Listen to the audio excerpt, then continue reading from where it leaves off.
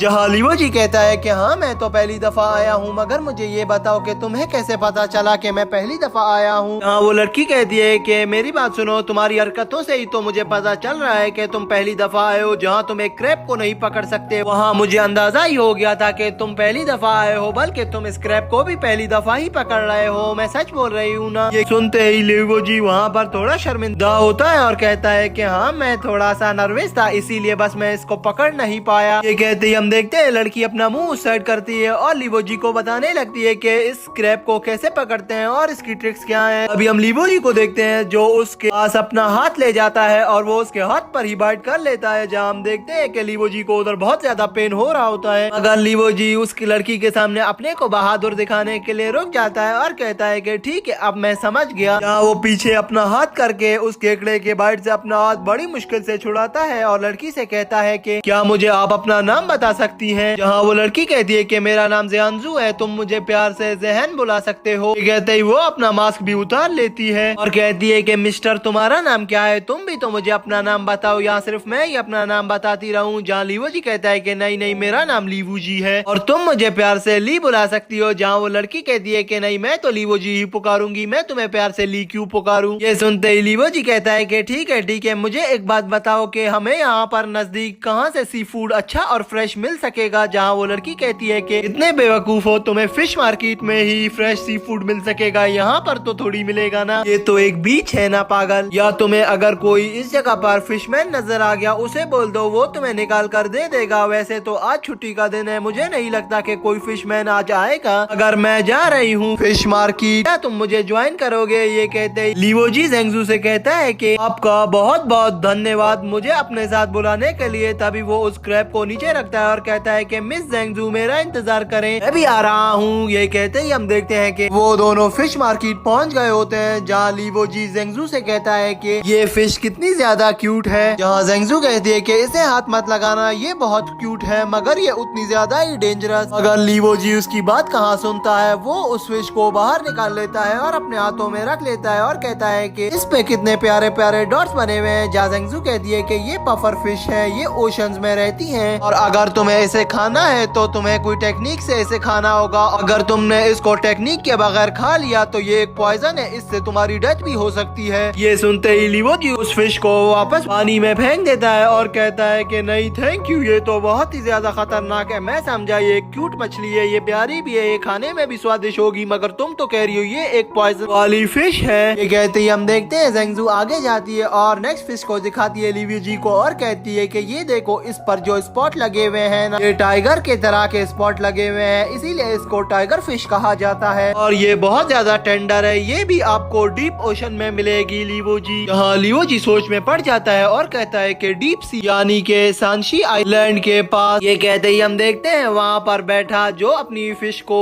Cell कर रहा था वो आदमी कहता है कि ज़ेंगज़ू मेरी बात सुनो बेटा, ये जो तुम्हारा रिलेटिव है ना इसे यहाँ से ले जाओ, ये तो बहुत ही ज्यादा बेवकूफ है, इसे कुछ भी नॉलेज नहीं। जहाँ वो लड़की लीवो जी से कहती है कि लीवो जी मेरी बात सुनो, एक शिप जो होती है ना वो भी 3 से 4 दिन लेती है डीप सी पर पहुँचने के लिए और वहाँ पर कोई भी जमीन नहीं है, वो बीच में सिर्फ एक सी ही है और बहुत गहरा सी है। और जो तुम सांशी आइलैंड की बात कर रहे हो वो भी है मगर वो थोड़ा दूर है, ये वाला नजदीक है, इसमें 3-4 दिन लग जाते हैं, उसमें तो 10 से 15 दिन लग जाते हैं। ये कहते ही हम देखते हैं वहाँ पर सीन चेंज हो जाता है। नेक्स्ट सीन में हमें दिखाया जाता है श्याओसो को, जहाँ श्याओसो अपनी लिटिल फिजिशियन के साथ बैठा होता है। श्याओसो कहता है कि अभी तो मैं ठीक हूँ, इस प्लेस का नाम क्या टाइड वॉच है। ये सुनते ही वहाँ पर वो लड़की कहती है कि टाइड वॉच वो क्या है, तुम पागल तो नहीं श्याओसो, मैं कुछ समझ भी आ रहा है, तुम होश में हो ना श्याओसो। ये कहते ही वो लड़की वहाँ पर बहुत गुस्से में आ जाती है और कहती है कि अभी हमारे पास बिल्कुल भी मनी नहीं है, हम मनी के बगैर जिंदा कैसे रहेंगे। और वो एक बहुत जोरदार चीख मारती है और कहती है कि मुझे मनी चाहिए अब। जहाँ श्याओसो से कहता है कि आप बस करो, इतनी जोर से भी चीख नहीं मारो कि मेरे कान फट जाए। है हमें मनी मिल जाएगी कहीं ना कहीं से। मेरे 400 टेल सिल्वर कॉइन्स उस लीवो जी के पास हैं उधार, वो मुझे वापस जैसे ही कर देगा मैं उससे कुछ कॉइन्स तुम्हें दे दूंगा जो तुम्हारी फीस बनती है मेरा इलाज करने के लिए। जहाँ वो लड़की फिर से गुस्से में आ जाती है और लिटिल फिजिशियन कहती है कि मैंने तुमसे फीस मांगी है क्या जो तुम मुझे इतनी बातें सुना रहे हो। ये कहते ही वो वहाँ पर रखी चेयर से धूल उड़ाने की कोशिश करती है, जहाँ धूल उसके ही नाक में घुस जाती है और वो छींकने लग जाती है। और तभी वहाँ पर टांग ल्यांग आ जाता है और कहता है कि ये कैसी छींकने की आवाजें हैं, मुझे लगता है कि अब शाओसो के साथ साथ लिटिल फिजिशियन तुम भी बीमार हो चुकी हो। ये कहते ही टांग ल्यांग अंदर आता है और शाओसो से कहता है कि शाओसो मेरी बात सुनो, लीवो जी अभी तक वापस नहीं आया, मुझे उसकी चिंता हो रही है, वो कहाँ निकल गया है, जबकि मैंने उसे कहा था कि जल्दी वापस आ जाना मगर वो अभी तक नहीं आया। ये कहते ही शाओसो टांग ल्यांग से कहता है कि मुझे नहीं पता। तभी हम उस लिटिल फिजिशियन को देखते हैं जो कहती है कि मैं बहुत भूखी हूँ, ये लीवो जी कब आएगा और हमारे लिए बहुत अच्छा खाना लाए ताकि हम उसको खाकर अपना पेट भर सके। मुझे नहीं लगता कि लीवो जी हमारे लिए कुछ लाएगा भी। ये कहते ही हम वहाँ शाओसो को देखते हैं जो कहता है कि भूल जाओ उस छोटे पागल के इंतजार में रहना, वो मुझे नहीं लगता कि हमारे लिए कुछ लाएगा, हम ही यहाँ पर भूखे ही मर जाएंगे। और मैं तो यही कहता हूँ कि ये समंदर का पानी पी लो, अगर बचना हुआ तो हम बच जाएंगे वरना हम मर जाएंगे। तभी टांग ल्यांग कहता है कि हाँ मुझे भी लीवो जी थोड़ा सा बेवकूफ ही लगता है। तभी हम देखते हैं लीवो जी वहाँ से इंटर होता है और कहता है कि टांग ल्यांग ब्रदर तुम भी मेरी बुराई कर रहे हो इन लोगों के साथ मेरे पीठ पीछे, तुम भी एक लोमड़ी निकले। तभी हम देखते हैं लीवो जी आगे बढ़ता है और उसके हाथ में एक हॉटपॉट होता है, वो उसे रखता है टेबल पर और कहता है कि मैं तुम लोगों के लिए बहुत अच्छे क्रैब्स लाया हूँ पका कर, अब इसे खाओ, ये बहुत ही ज्यादा स्वादिष्ट है। ये कहते ही शाओसो आगे बढ़ता है और उन क्रैब्स को हाथ लगाता है और लीवो जी से कहता है कि मैंने तो तुम्हें इसीलिए पैसे दिए थे ना कि जाओ कुछ खाना लाओ और तुम हमारे लिए हाफ कुक क्रैब्स ले आए हो ताकि हम तुम्हें कुछ ना कहें, और तुमने इतना लेट भी किया, उल्टा ऐसी चीज के लिए हमें इंतजार करवाया, अब क्या हम इसे कच्चा ही खा लें। और मुझे ये बताओ कि ये क्रैब तुमने कहाँ से लिया। तभी शाओसो को लीवो जी कहता है कि सबर करो सुनाता हूँ तुम लोगों को अपनी स्टोरी, ये बहुत लंबी कहानी है। ये कहती है हम देखते हैं वहाँ पर लीवो जी अपनी चेयर को हवा में उछालता है और उस खाने की ओर बढ़ता है, जहाँ हम देखते हैं शाओसो लिटिल फिजिशियन और टांग ल्यांग उस खाने के ऊपर हाथ रख लेते हैं और कहते हैं कि अब इसकी तरफ देखना भी नहीं, पहले से इतना लेट किया है, अब हम इसे ही बनाकर खाएंगे, ये तुम्हारा नहीं है, तुमने लेट किया है, ये तुम्हारी सजा है। कि तभी हम देखते हैं कि वहाँ पर लीवो जी हंसता है और कहता है कि मैं फेमस फिश मार्केट पर जब गया था ना, वहाँ पर एक बहुत बड़ा टर्टल था, इतना बड़ा कि इस घर से भी बड़ा था वो। तभी वहाँ पर टांग ल्यांग कहता है कि क्या तुम पागल हो गए हो, तुम टर्टल की बात कर रहे हो या एक ऑक्टोपस की, टर्टल तो इतना छोटा होता है, तुम्हारे मुंह से भी छोटा। जहाँ हम शाओसो को देखते हैं वो भी कहता है कि इतना बड़ा टर्टल, तुम पागल तो नहीं हो गए हो छोटे से लड़के बेवकूफ। जहाँ लीवो जी कहता है कि हाँ शाओसो इससे भी बड़ा था। ये सुनकर शाओसो कहता है कि बस करो अब इतना भी झूठ नहीं बोलना, मैं तुम्हारे झूठ सुन सुनकर अब पक गया हूँ, अगर तुम सच कह रहे थे तो उसे अपने साथ ही ले आते ताकि हम लोग भी देख सकते, तुम तो बहुत ही बड़े बेवकूफ हो या तुम हमारे साथ ड्रामे करते हो, उसी को ही ले आते ना अगर वो इतना ही बड़ा था, जबकि तुम्हारे पास पैसे भी थे और वो सस्ता भी था। जहाँ लीवो जी कहता है कि नहीं मेरे पास इतने पैसे नहीं थे कि मैं उसको ले सकता, बस मेरे पास इतने ही पैसे बच गए थे जितने में इस क्रैब को मैंने ले लिया है, और मैं तुम्हें बताऊं ना ये कितने के हैं तो तुम भी बहुत हैरान हो जाओगे, मैंने इनको 10 सिल्वर कॉइन्स में लिया है, ज्यादा महंगे नहीं। और तभी हमें वहीं का एक और रूम दिखाया जाता है जहाँ हम देखते हैं हटलेस मेसी वहाँ पर बैठे पार्टी कर रहे होते हैं, जहाँ पर उनके पास बहुत सारा खाना होता है, बहुत फिशेज होती हैं, बहुत अच्छा सी फूड होता है, जहाँ वो कहते हैं कि अब तो बहुत मजा आएगा आज खाने में। हाँ वो बहुत खुश होते हैं और कह रहे होते हैं कि लीवो जी शाओसो लोग भी वहाँ पर बैठकर पार्टी ही कर रहे होंगे, मुझे तो लगता है कि वो लोग हमसे भी ज्यादा अच्छा खाना खा रहे होंगे, मुझे एक फील आ रही है। तभी हम देखते हैं वापस से सीन चेंज हो जाता है, नेक्स्ट सीन में हमें शाओसो लीवो जी और टांग ल्यांग को दिखाया जाता है जो टेबल पर बैठकर कहते हैं कि जल्दी ही कुछ करना होगा, यहाँ से निकलना होगा ताकि हम शाओसो और उस रियो का इलाज ढूंढ सकें। और वहीं पर हमें हटलेस की टीम दिखाई जाती है जहाँ पर वो भी रियो और शाओसो के ही बारे में बातें कर रहे होते हैं कि अब हमें इन लोगों का इलाज ढूंढना ही चाहे जितना भी जल्दी हो सके। मुझे लगता है कि वहाँ पर एक इमॉर्टल भी है, सब लोग उसी के पीछे भागेंगे और उस इलाज की जड़ी बूटियों को कोई नुकसान ना पहुँचा दें, तो जल्दी से हमें वहाँ पर पहुँचना ही होगा और उन जड़ी बूटियों को निकाल लेना होगा वहाँ से। जहाँ पर हम देखते हैं इनकी बातें हटलेस सुन ही रहा होता है और वहीं पर हम उन पैरेलल के बंदों को देखते हैं, वो भी इसी जड़ी बूटियों के और इमॉर्टल के पीछे पीछे होते हैं ताकि वो लोग भी कोई इमॉर्टल या स्वॉर्ड किंग तो बन सके। कहते हैं हमें उन दो बहन भाइयों को दिखाया जाता है जहाँ उस लड़की का नाम एलवी होता है, जहाँ उसका भाई उसको कहता है कि एलवी क्या तुम ठीक हो? अभी एलवी कहती है कि भाई मैं ठीक नहीं हूँ, मुझे बहुत ही ज्यादा भूख लगी हुई है। हाँ, एलवी का भाई बोलता है कि तुम चिंता मत करो एलवी, मैं कहीं पर भी जाकर तुम्हारे लिए फूड ले आऊंगा, यहाँ तक कि मुझे किसी से भीख क्यों ना मांगनी पड़े, मैं उससे भीख मांग कर भी तुम्हारे लिए कुछ लेकर आऊंगा। तुम चिंता मत करो, मैं जल्दी से ही कुछ लेकर आता हूँ और हम साथ में ही डिनर करेंगे। ये कहते ही हम उस लड़के को देखते हैं जो बाहर निकल जाता है फूड को ढूंढने के लिए। अभी वो लड़का बाहर निकलता है और अपने विलेज में फूड ढूंढने के लिए इधर उधर भागता है, मगर उसको पूरे विलेज में कोई भी नहीं नजर आता। वो कहता है कि अब मैं क्या करूं, पूरा विलेज खाली है, हर तरफ सन्नाटा है। वो ये सोचते आसमान की तरफ देखता है और तभी हम देखते हैं वहाँ से एक बूढ़ा आदमी गुजर रहा होता है जिसके हाथ में बहुत सारी रोटियां होती है।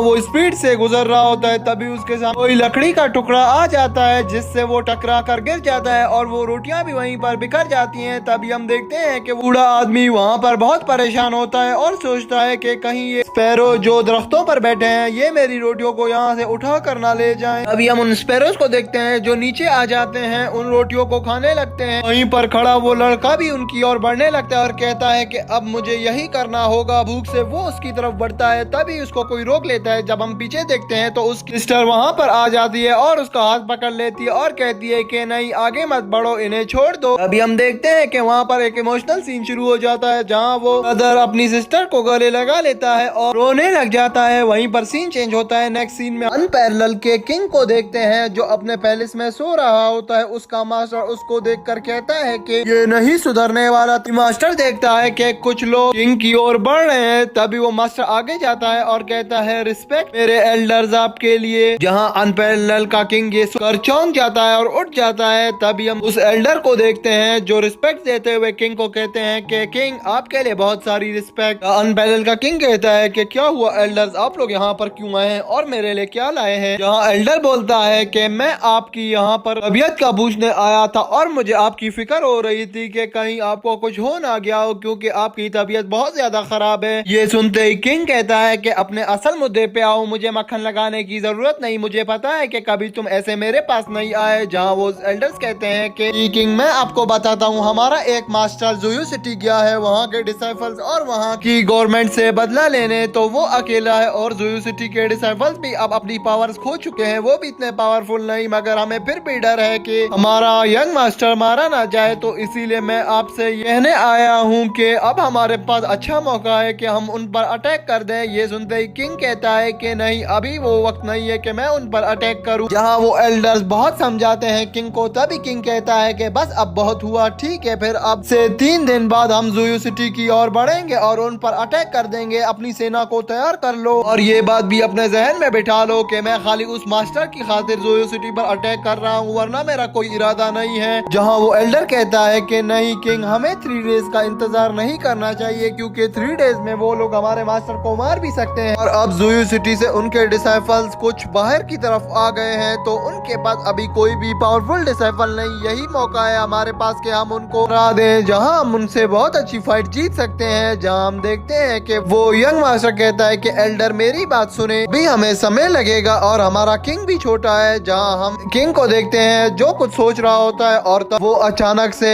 अपना एक स्वॉर्ड बैग निकालता है और अपने कंधे पर रख लेता है और कहता है कि मैं एल्डर्स आप लोगों की बहुत रिस्पेक्ट करता हूँ और आपके ही कहने पर मैं वहाँ जाऊंगा और फाइट करूंगा, मगर यहाँ पर कुछ भी गड़बड़ हुई या कुछ भी आप लोगों की ये साजिश हुई, अगर ज़ोयू सिटी के डिसाइपल निर्दोष हुए और मैंने उन्हें मार दिया तो फिर मैं आप लोगों को नहीं छोड़ूंगा। ये बात आप भी जान लें और अपने इन दूसरे एल्डर्स को भी बता दें। ये कहते ही हम किंग को देखते हैं जो उस पैलेस से निकल रहा होता है, जहाँ वो मास्टर उसके पास आता है और पूछता है कि किंग क्या हम वाकई में ज़ोयू सिटी पर अटैक करने वाले हैं? जहाँ वो किंग कहता है कि नहीं तुम पागल हो क्या? जहाँ वो मास्टर कहता है कि तो किंग आपने तो उन लोग एल्डर्स को तो यही बोला है कि हम उन पर अटैक कर रहे हैं। जहाँ किंग कहता है कि बस तुम मेरी बातों में ज्यादा इंटरफेयर नहीं करो, बस मुझे खाली इतना पता करके दो कि हम लोगों का मास्टर जोयू से ट्री किया गया है या नहीं, ये कोई साजिश है हमारे साथ, ऐसे नहीं हम उन पर अटैक कर दे और हमारा मास्टर वहाँ गया ही ना हो। पहले इस बात को कंफर्म कर लो कि हमारा मास्टर जोयू सिटी चला गया है या कहीं छुप कर बैठा है। और तभी सीन चेंज हो जाता है। नेक्स्ट सीन में हम देखते हैं कि xiaosu, लीवू जी और टांगलियान समंदर के किनारे एक हट में बैठकर ये बातें कर रहे होते हैं कि हमें सांशी सिटी जल्दी से ही पहुंचना है, उसके लिए हमें एक बहुत बड़ी शिप की जरूरत होगी। कोई छोटी मोटी कश्ती में हम सांशी सिटी नहीं जा सकते क्योंकि वहाँ पर बहुत बड़ा समंदर है और उस समंदर को डीप सी भी कहते हैं क्योंकि वो दुनिया का सबसे गहरा समंदर है। तो हम वहाँ पर ऐसे कश्तियों में नहीं जा सकते। जहाँ xiaosu कहता है कि हाँ टांगलियान तुम बिल्कुल ठीक कह रहे हो, हमें उसके लिए कोई ना कोई अपना इंतजाम तो करना ही होगा। ये सुनते ही हम लीवू को देखते हैं जो xiaosu से कहता है अगर हम मिस्रियों को भी अपने साथ सनशाइन सिटी ले जाए और कहीं हम उसका इलाज वहाँ पर ढूंढ कर उसको वहीं पर वो जड़ी बूटी दे दे। जो हम xiaosu को देखते हैं जो कहता है कि नहीं, मेरा दिल नहीं मानता कि मिस्रियों को भी हम साथ ले जाएं क्योंकि वो बीमार हैं। और ये कहते ही लीवू जी कहता है कि और क्या xiaosu जल्दी बताओ, मुझे लगता है कि वो मुझे पसंद करती है। ये सुनते ही लीवू जी के होश उड़ जाते हैं। जहाँ xiaosu कहता है कि पागल वो मतलब नहीं था मेरा मतलब ये है कि मुझे लगता है रियो मेरी मदद करना चाहती है कि वो मुझे त्यांकी सिटी वापस ले जा सके ताकि मैं क्राउन प्रिंस की पोजीशन पर वापस आ सकूं। ये सुनते ही लीवू जी कहता है कि तो फिर इसमें क्या प्रॉब्लम है, तुम्हें एक प्रिंस बनाया जा रहा है और तुम पागल हो क्या, एक प्रिंस नहीं बन रहे। ये कहते ही हम देखते हैं वहाँ पर हमें नेक्स्ट रूम में दिखाया जाता है जहाँ अटलस बैठा होता है और कहता है कि तो मेन प्रॉब्लम ये है xiaosu की त्यांकी सिटी जाने में कि उसे वहाँ पर क्राउन प्रिंस बना दिया जाएगा। हाँ मिस रियो कहती है हाँ बिल्कुल यही बात है अटलस, बस मेरी एक यही विश है कि मैं xiaosu को वापस त्यांकी सिटी पहुँचा दूँ और क्राउन प्रिंस बना दूँ। ये सुनते ही मेसी कहती है रियो जी फिर मुझे ये बताओ कि xiaosu क्या चाहता है। जहाँ रियो कहती है कि मैं अभी तक ये मालूम नहीं करा सकी हूँ कि xiaosu असल में क्या चाहता है, अगर सामने ये जो लेडी बैठी है सीकोंग इसको सब पता है वो क्या चाहता है। ये सुनते ही सीकोंग के गले में पानी फंस जाता है और वो खांसने लग जाती है और वो काफी सोचने के बाद कहती है कि वो चाहता है कि मैं उसके लिए किसी को इन्वेस्टिगेट करूँ।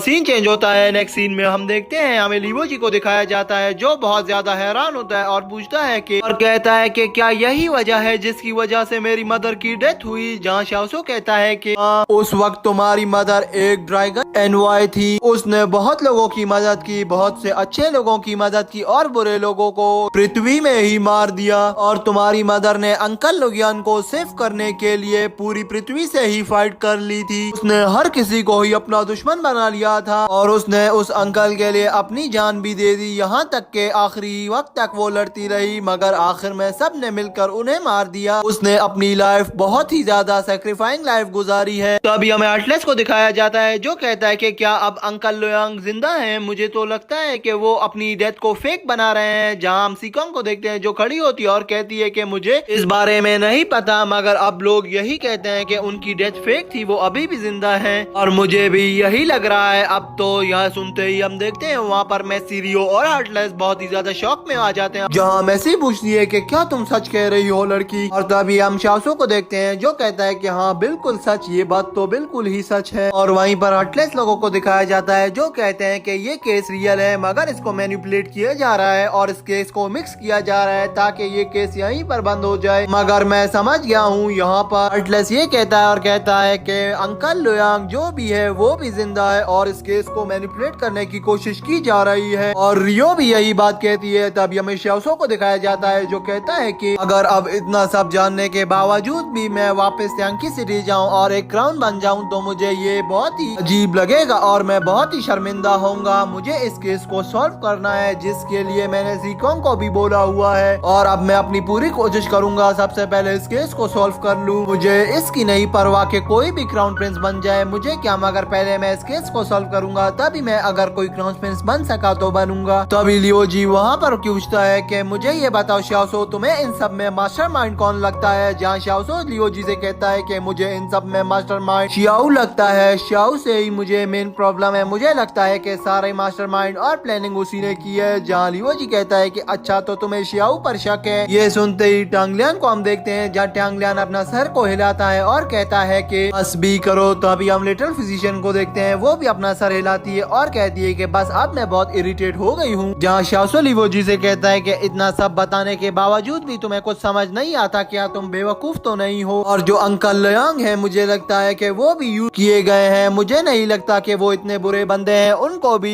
यूज किया गया है यहाँ पर। और अंकल ने इस केस को सॉल्व करने की, मगर इसमें हर मोड़ पर एक नया ही चीज सामने आ जाती है। तो मुझे भी लगता है कि अंकल ने इसीलिए इस केस को छोड़ दिया था और फिर अब तो बहुत ही ज्यादा लेट हो गया था, इसीलिए वो छुपे रहे और यही बात को वायरल होने दिया कि मेरी डेथ हो चुकी है, ताकि लोग उनसे मिल ना पाए और इस केस के बारे में ना पूछ सके। ये कहकर शाओसो उठ जाता है अपनी सीट से और बाहर खिड़की की तरफ चला जाता है, जहाँ वो समंदर को देखता है और कहता है कि मेरा फादर बहुत ज्यादा एक्साइटेड होगा कि मैं अब टैंग की सिटी वापस आऊंगा और वहाँ का एक क्राउन प्रिंस बन जाऊंगा। ये मेरे फादर का एक सपना था, मगर सबसे पहले मुझे इस सपने को अपने पूरा करना होगा इस केस को सॉल्व करके। और मेरे फादर को इस सपने से ज्यादा मेरी प्रोटेक्शन की परवाह है, क्योंकि मैं एक डिसेबल पर्सन हो गया हूँ, मेरी सारी स्किल्स भी खत्म हो चुकी थी। ये देखकर मेरे फादर मुझे कहीं भी नहीं छोड़ते थे, यहाँ तक कि वो मुझे घर से भी बाहर नहीं निकलने देते थे। और वो मुझे एक क्राउन प्रिंस इसीलिए बनाना चाहते हैं कि मेरी तरफ हर टाइम गॉड खड़े हो और हर टाइम मेरे पास सर्वेंट ही सर्वेंट हो, मेरे आसपास हर टाइम गॉड्स का पहरा हो। इसीलिए उसने मुझे कभी भी कुछ नहीं कहा, मगर मैंने उनकी बात नहीं मानी, क्योंकि मुझे इस केस को सॉल्व करना था, इसीलिए मैं निकल कर तुम्हारे साथ आ गया था लीवो जी। ये सुनते ही वहाँ लीवो जी, लिटिल फिजिशियन सब बहुत हैरान होते हैं। इसकी बातें टांग लियांग भी सुनकर इमोशनल हो गया होता है। तभी हम शाओसो को देखते हैं जो खिड़की से वापस यहाँ पर आता है टेबल की, और वो सबको हैरान देखकर कहता है कि बस अब छोड़ दो इस बात को, अब टॉपिक को चेंज करो। तो हम आगे किस बारे में बात कर रहे थे?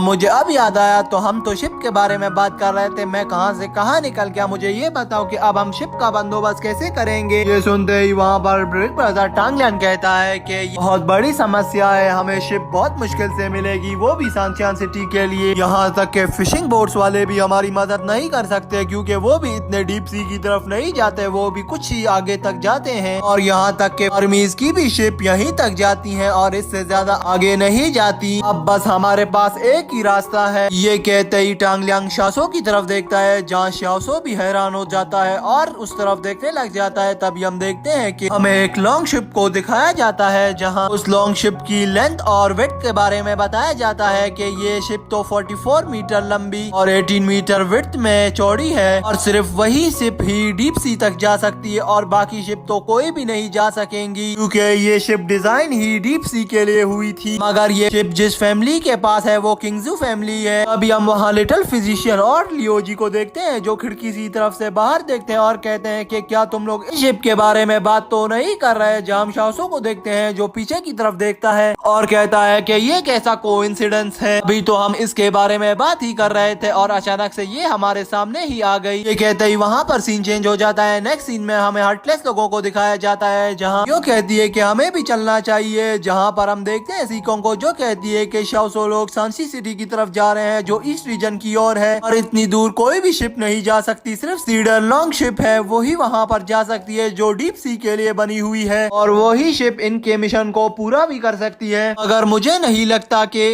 इनके पास कोई रिसोर्स होगा उस शिप को उठाने के लिए, यहाँ तक कि वो शिप का जो मालिक है वो किंगजू फैमिली से है। ये सुनते ही वहाँ पर रियो कहती है कि तुम गलत बोल रही हो। मेसी को देखते हैं जो कहती है कि क्या तुम हमें उस लॉन्ग सीडर शिप के पास ले जा सकती हो? ये सुनते ही मिस रियो कहती है कि नहीं, वो कोई घूमने की जगह नहीं, वो एक शिप है जो सांसीश्री की तरफ जा सकती है और कोई शिप नहीं जा सकती, क्योंकि वो डीप सी वाटर में सर्वाइव कर लेगी, बाकी शिप्स वहाँ पर सर्वाइव नहीं कर पाती और वो वहीं पर ही उलट जाती हैं। तुम अभी तक नहीं समझी हो मेसी। और हमारे पास एक ऐसी लेडी है जिसने इस शिप के प्रॉब्लम को सॉल्व कर लिया है हमारे लिए। और वहीं पर सीन चेंज हो जाता है। नेक्स्ट सीन में हमें एक बांस को दिखाया जाता है जो उड़ रहा होता है और उड़कर उस लॉन्ग सीडर शिप के ओर चला जाता है, जहां हम देखते हैं कि उसी शिप के ऊपर एक मोटा सा आदमी घूम रहा होता है। और तभी हमें वहां पर शिप को दिखाया जाता है जहां उसके अंदर एक दरवाजा होता है और वो दरवाजा ओपन होता है। तभी उससे एक खूबसूरत सी दिखने वाली लेडी बाहर निकलती है जिसका नाम रूही होता है। ये दिखाते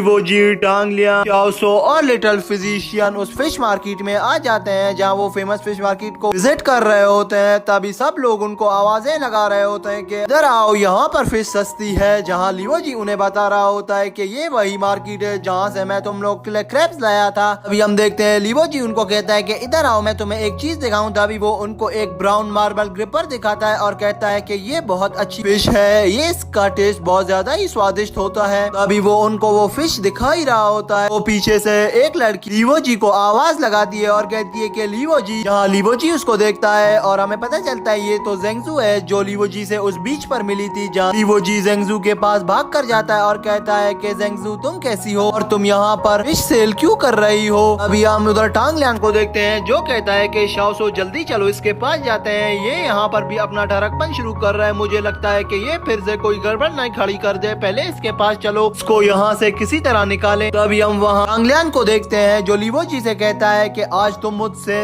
सिल्वर कॉइन ज्यादा ले लो मगर आज कोई क्रैब्स नहीं खिलाना, काइंडली आज हमें फिश खिला देना। जहाँ जेंगजू लीवो जी से पूछती है कि क्या ये तुम्हारे दोस्त हैं। जहाँ लीवो जी कहता है हाँ मैं तुम्हें सॉरी इंट्रोड्यूस करवाना भूल गया इनसे। जहाँ वो लिटिल फिजिशियन के पास जाता है और कहता है कि ये एक डॉक्टर है, इसका नाम जिन है। अभी वो टांग लियान के पास जाता है और कहता है कि ये बालों वाला मेरा बिग ब्रदर है और ये भालू जैसे कपड़े जिसने पहने हैं ये मेरा दोस्त है और हम सब फैमिली फ्रेंड्स हैं। जहाँ हम देखते हैं कि शाओस बहुत हैरान होता है। जहाँ जेंगजू उन सबको कहती है कि वेलकम और रिस्पेक्ट हमारी सिटी में आने के लिए। जहाँ हम लीवो जी को देखते हैं जो कहता है कि वो जो शिप खड़ी है उसके लोग नीचे आते हैं क्या। जहाँ जेंगजू उस शिप को देखती है और कहती है हाँ ना वो लोग नीचे आएंगे क्या, वो लोग उधर ही रहेंगे, उनको खाना पीना होता है तो वो खाने पीने के लिए नीचे आते हैं। जहाँ लीवो जी कहता है कि सिर्फ वो खाने पीने के लिए नीचे आते हैं। जहाँ जेंगजू कहती है हाँ वैसे यहाँ पर ये लोग गेस्ट हैं, इन लोगों ने परमिशन ली हुई है यहाँ पर फिशिंग करने के लिए। हमारे पूरे विलेज को इन लोगों ने 20-20 सिल्वर कॉइन्स दिए हुए हैं यहाँ पर फिशिंग करने के लिए और हमारा पूरा विलेज इस बात से बहुत खुश है कि वो लोग इनको पैसे दे रहे हैं, इसीलिए उन लोगों ने फिशिंग के लिए इनको अलाउ कर दिया है। और अब ये सब लोग उनके पास जा रहे हैं क्योंकि वो लोग इनसे आर्ग्यूमेंट करवा रहे हैं ताकि ये लोग बाद में इनको डिस्टर्ब ना कर सके। हम शाओसो को देखते हैं जो बहुत हैरान होता है और कहता है कि सिर्फ 20 सिल्वर कॉइन्स के लिए इन लोगों ने उनको फिशिंग की इजाजत दे दी। हाँ जेंगजू कहती है हाँ और कुछ लोगों को तो ये लोग अपने 20 सिल्वर कॉइन्स में अपने साथ ही ले जा रहे हैं क्योंकि उनको फिशिंग का इतना एक्सपीरियंस नहीं और यहाँ लोकल फिशरमैन को उठा के जा रहे हैं ताकि वो उनके लिए फिश पकड़ सके। ये बहुत डेंजरस है, इनकी कंडीशंस और रिक्वायरमेंट भी बहुत स्ट्रिक्ट हैं। ये सिर्फ कुछ ही लोगों को अपने साथ ले जाएंगे फिशिंग करने के लिए और यहाँ पर तो कुछ लोग इसलिए भी आए हैं कि वो अपनी फिशरमैन स्किल्स दिखा सकें और यहाँ पर इनके साथ एडजस्ट हो सके और वो लोग इनको भी ले जाएं। यहाँ टांग लियान कहता है कि क्या ये लोग इसलिए रिक्वायरमेंट के लिए आ रहे हैं, इनको क्या नहीं पता कि ये इनके लिए बहुत डेंजरस है। जहाँ जेंगजू कहती है कि अब इस बारे में और डिटेल में मुझे नहीं पता मगर मैंने ये सुना है कि काफी दूर दूर से लोग रिक्रूटमेंट के लिए आ रहे हैं ताकि वो इनके साथ जा सकें। अगर तुम लोगों को इतना ही इंटरेस्ट है तो चलो वहीं पर जाकर देख लेते हैं। तभी लीवो जी कहता है कि हाँ क्यों नहीं, जल्दी चलो वहाँ पर ही देख लेते हैं कि क्या हो रहा है। अभी जेंगजू कहती है कि ठीक है फिर चलो। अभी जेंगजू आगे बढ़ती है और अपनी नेबर को कहती है कि मेरे स्टॉल का ख्याल रखना, मैं 2 मिनट में आ रही हूँ। इन लोगों को शिप के पास से विजिट करवा के। जहाँ उसकी नेबर कहती है कि ठीक है तुम इन लोगों को विजिट करवा लो, मैं इसका ख्याल रख लूंगी। अभी वो आगे बढ़ती है और लीवो जी का हाथ पकड़ कर कहती है कि चलो अब किस लिए रुके हुए हो। जहाँ लीवो जी कहता है कि मिस जेंगजू थोड़ा आराम से, इतनी भी क्या जल्दी है। तभी हमें टांग लियान और शाओसो को दिखाया जाता है जहाँ वो दोनों एक दूसरे को देखकर बहुत हैरान हो रहे होते हैं। तभी सीन चेंज होता है। नेक्स्ट सीन में हमें दिखाया जाता है कि जहाँ सीकोंग किसी दरिया के किनारे खड़ी होती है तभी उसके पास उसका एक गार्ड आता है और कहता है कि डार्क रिवर के लोग बहुत ज्यादा हो गए, हमें भी अपनी एक सेना इकट्ठी करनी होगी उनको मारने के लिए। जहाँ सीकोंग कहती है कि नहीं पहले उस टास्क को छोड़ो, मुझे एक और टास्क मिला है उसको हमें पहले पूरा करना ही होगा। ये लो उस टास्क के बारे में, इसमें इंफॉर्मेशन है, इसे ले लो। तभी हम देखते हैं सीकोंग कुछ चीज उसके पास फेंकती है जहाँ वो गार्ड उस लेटर को पकड़ लेता है और उसे खोलता है। जहाँ वो उस लेटर को देखकर बहुत हैरान होता है और कहता है ये क्या, इस पे तो मोई के बारे में लिखा हुआ है। हाँ सीकोंग कहती है कि हाँ इसमें मोई के बारे में लिखा हुआ है, जल्दी से जल्द मेरे लिए एक बोट तैयार करो, मुझे कुछ इन्वेस्टिगेशन करनी है, जितना जल्दी हो सके मुझे इधर बोट चाहिए। अभी वहाँ सीन चेंज हो जाता है। नेक्स्ट सीन में हमें दिखाया जाता है एक मोटा आदमी सांप से लड़ रहा होता है। जहाँ हम देखते हैं कि लीवो जी और उसकी टीम भी वहीं पर पहुंच जाती है। सबको धक्का दे देकर वो लोग आगे आ जाते हैं। जहाँ जेंगजू बहुत ज्यादा डर रही होती है वो लीवो जी का हाथ पकड़ लेती है और उसके पीछे छुप जाती है। कहती है कि मुझे स्नेक से बहुत डर लगता है लीवो जी। जहाँ लिटिल फिजिशियन आगे बढ़ती है और कहती है कि तुम इतनी बड़ी हो फिर भी तुम एक स्नेक से डर रही हो, मैं तो इस स्नेक को अपने बाएं हाथों से ही मार दूं। हाँ टांग लियान कहता है कि इस स्नेक को देखकर नहीं लगता कि ये कोई लोकल स्नेक है, ये तो बहुत रेयर स्नेक लग रहा है और ये स्नेक सांची आइलैंड का है क्योंकि ये जो इसके ऊपर स्पॉट है ये वहीं के स्नेक्स के ऊपर होते हैं। तभी पीछे से एक आदमी बोलता है कि सब चुप करो, वहाँ पर देखो उस स्नेक को। तभी हम देखते हैं वो स्नेक उस मोटे आदमी पर अटैक कर देता है, जहाँ वो मोटा आदमी उसको रोक नहीं पाता और वो स्नेक उसके हाथ पर बाइट कर लेता है। तभी हम उस शिप के मेंबर को देखते हैं जो आगे की तरफ बढ़ता है और स्नेक को अपने कंट्रोल में कर देता है, जहाँ वो मोटा आदमी कहता है कि क्या तुम इस स्नेक को अपने कंट्रोल में ला सकते थे तो तुमने मुझे पहले क्यों नहीं इससे बचाया। तभी वो मेंबर उसके पेट से उसका जहर निकालने के लिए उसको एक और दवाई खिला रहा होता है, जहाँ हम टांग लियान को देखते हैं जो कहता है कि मुझे ये लड़का एक स्नेक मास्टर लग रहा है, क्योंकि इसने बहुत अच्छी तरीके से स्नेक को कंट्रोल किया और बल्कि उसका पॉइजन भी इसके पेट से निकाल रहा है। मुझे ये एक एक्सपीरियंस पर्सन लग रहा है। जहाँ वो लिटिल फिजिशियन सोचती है कि ये उसे क्या खिला रहा है जिसकी वजह से उसका पॉइजन कम होता जा रहा है। मुझे लगता है कि ये एक जिंजर पाउडर है। जब भी किसी पर्सन को स्नेक बाइट कर ले तो उसको जिंजर पाउडर ही खिलाया जाता है। जहाँ शाओसो कहता है कि तुम डॉक्टर्स ने तो इनकी रेसिपी चुराई है, ये कोई जिंजर मिंजर पाउडर नहीं बल्कि ये तो इनका अपना सीक्रेट फार्मूला है, तुम लोग तो बस इनसे चोरियां ही करते हो। जो भी इनका फार्मूला होता है उसको उल्टा सीधा करके कोई अपना प्रोडक्ट बना लेते हो। जहाँ हम देखते हैं कि लिटिल फिजिशियन जिन कहती है कि चुप करो, बकवास बंद करो, और वो अपना मुंह गुस्से से उस साइड कर लेती है। तभी हम देखते हैं कि वो आदमी आहिस्ता आहिस्ता होश में आ रहा होता है। जहाँ टांग लियांग ब्रदर कहता है कि अभी पॉइजन पूरा इससे बाहर नहीं आया बल्कि अभी तक पॉइजन के ड्रॉप्स इसकी बॉडी में होंगे, इसको अभी कुछ एनर्जी चाहिए होगी ताकि ये अपनी बॉडी को सरवाइव करवा सके। अभी हम वहाँ बैठे एक मास्टर को देखते हैं जो कहता है कि इसके 30 पॉइंट कैंसिल हो गए और आप फेल हो गए हो, तुम्हें 30 सिल्वर कॉइंस पे करने होंगे अब, और जल्दी पहले यहाँ से दफा हो जाओ, अपने को ठीक करके लाओ, उसके बाद ही मेरे सामने आना कमजोर से आदमी। ये कहते ही मास्टर दोबारा से कहता है कि कोई ऐसा बंदा है जो पावरफुल हो और यहाँ पर सामने आ सके। यहाँ सारे आदमी ये सुनकर बहुत हैरान होते हैं और कहते हैं कि नहीं, मैं तो नहीं जाने वाला, ये तो स्नेक बहुत ज्यादा डेंजरस है, तो मुझ पर तो कृपया करें, मैं तो आगे ही नहीं बढ़ने वाला। तभी हम लीवो जी देखते हैं जो कहता है कि मैं हूं ना यहाँ पर, तो मैं ही आऊंगा। ये कहते ही वो अपना हाथ खड़ा कर देता है और आगे बढ़ जाता है। जहाँ हम देखते हैं कि इसको देखकर ज़ेंगजू, टांग लियांग, शाओसो,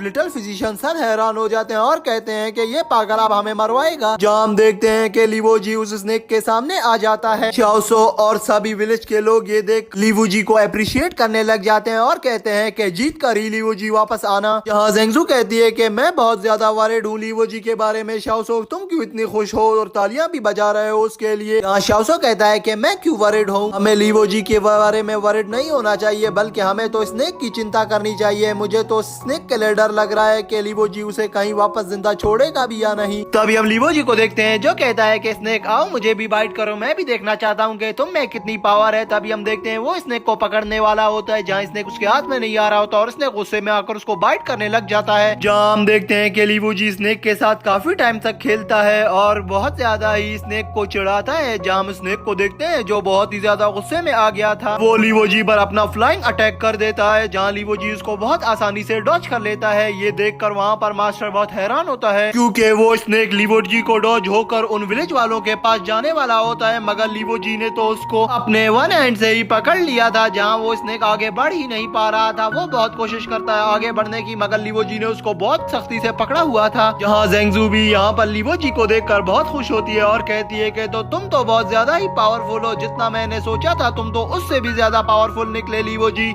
लीवो जी कहता है कि थैंक्स। अब देखो तभी हम देखते हैं लीवो जी स्नेक को बहुत जोर से घुमाता है और जमीन पर पटक पटक कर मारता है और उस स्नेक को बहुत ज्यादा घायल कर शिप के मेंबर के पास फेंक देता है, जहाँ वो स्नेक बहुत ज्यादा घायल हो चुका था। ये देखकर वहाँ सभी बहुत हैरान होते हैं और विलेज के लोग लीवो जी के लिए तालियां बजाना शुरू कर देते हैं और उसको अप्रिशिएट करते हैं। लीवो जी उस मेंबर और मास्टर से कहता है कि बस ये एक ही स्नेक था क्या, मैं तो समझा तुम लोग तो बहुत ज्यादा स्नेक्स लाओगे मेरे लिए, मगर ये एक स्नेक तो मेरा कुछ भी नहीं बिगाड़ पाया यहाँ पे। जहाँ हम देखते हैं कि वो मेंबर बहुत ही ज्यादा गुस्से में आ जाते हैं, वो अपने बाजू को आगे करते हैं और वहाँ से बहुत ही ज्यादा स्नेक्स निकल जाते हैं जो लीवो जी की ओर बढ़ने लगते हैं, मगर लीवो जी इनको बहुत आसानी से डॉज करता है और उड़ उनके इनके साथ खेल रहा होता है। जहाँ वो एक पर्सन के पास पहुंच जाता है, लीवो जी उसका बेल्ट उतार लेता है और कहता है कि कुछ देर रुकना। हम देखते हैं कि लीवो जी उसके बेल्ट के साथ उस स्नेक के साथ खेलता है और उसे बहुत ही आसानी से चकमा देकर उसको मजाक बना रहा था। जहाँ वो एक एक करके सारे स्नेक को मारता और उस बकेट में फेंकता जाता है। जहाँ हम देखते हैं कि सभी लोग बहुत खुश हो रहे होते हैं और उस बकेट को लीवो जी फुल कर देता है स्नेक से और उस बकेट को हवा में उछाल देता है। जहाँ हम देखते हैं वो बकेट नीचे आकर गिरती है, जहाँ लीवो जी उसके ऊपर पाँव रख देता है। विलेज के लोग सभी खड़े वहाँ पर बहुत हैरान भी होते हैं और लीवो जी को अप्रिशिएट भी कर रहे होते हैं, मगर यहाँ पर मास्टर और उसके मेंबर बहुत ही ज्यादा गुस्से में आ गए थे क्योंकि उसको चैलेंज करने वाला एक ही पर्सन यहाँ पर था। जहाँ वो मास्टर अपने मेंबर को कोई इशारा देता है और कहता है कि अब बहुत मजाक हुआ। तभी हम जेंगजू को देखते हैं जो बहुत खुश हो रही होती है। तभी वहाँ पर विलेज का एक लड़का कहता है कि वहाँ देखो उस बकेट में तो एक होल है। ये कहते ही वो स्नेक्स लीवो जी के ऊपर जा जाते हैं और उस पर अटैक करने लग जाते हैं। जहाँ हम देखते हैं कि लीवो जी अपने अटैक को निकाल लेता है, जहाँ वो अपने उस अटैक से उस स्नेक को बहुत आसानी से डॉज कर लेता है। जहाँ वो स्नेक वापस से घायल होकर गिर जाता है जमीन पर और तड़पना शुरू कर देता है। ये देखते ही देखते उस बकेट से और स्नेक आना शुरू हो जाते हैं जो लीवो जी की ओर बढ़ते हैं। वहाँ पर वो तीन स्नेक्स को देखकर लीवो जी बहुत ही ज्यादा हैरान होता है और कहता है कि ये तीनों के तीनों एक साथ ही आ गए। ये कहती हम देखते हैं वो इन पर अटैक कर देता है, जहाँ वो तीनों स्नेक्स को मार देता है और अपना एक अच्छा अटैक निकाल देता है, जहाँ पर वो तीनों स्नेक बहुत ज्यादा घायल हो गए थे। इसको देख वो शिप का मेंबर और टांगलियान बहुत ज्यादा हैरान होते हैं और कहते हैं कि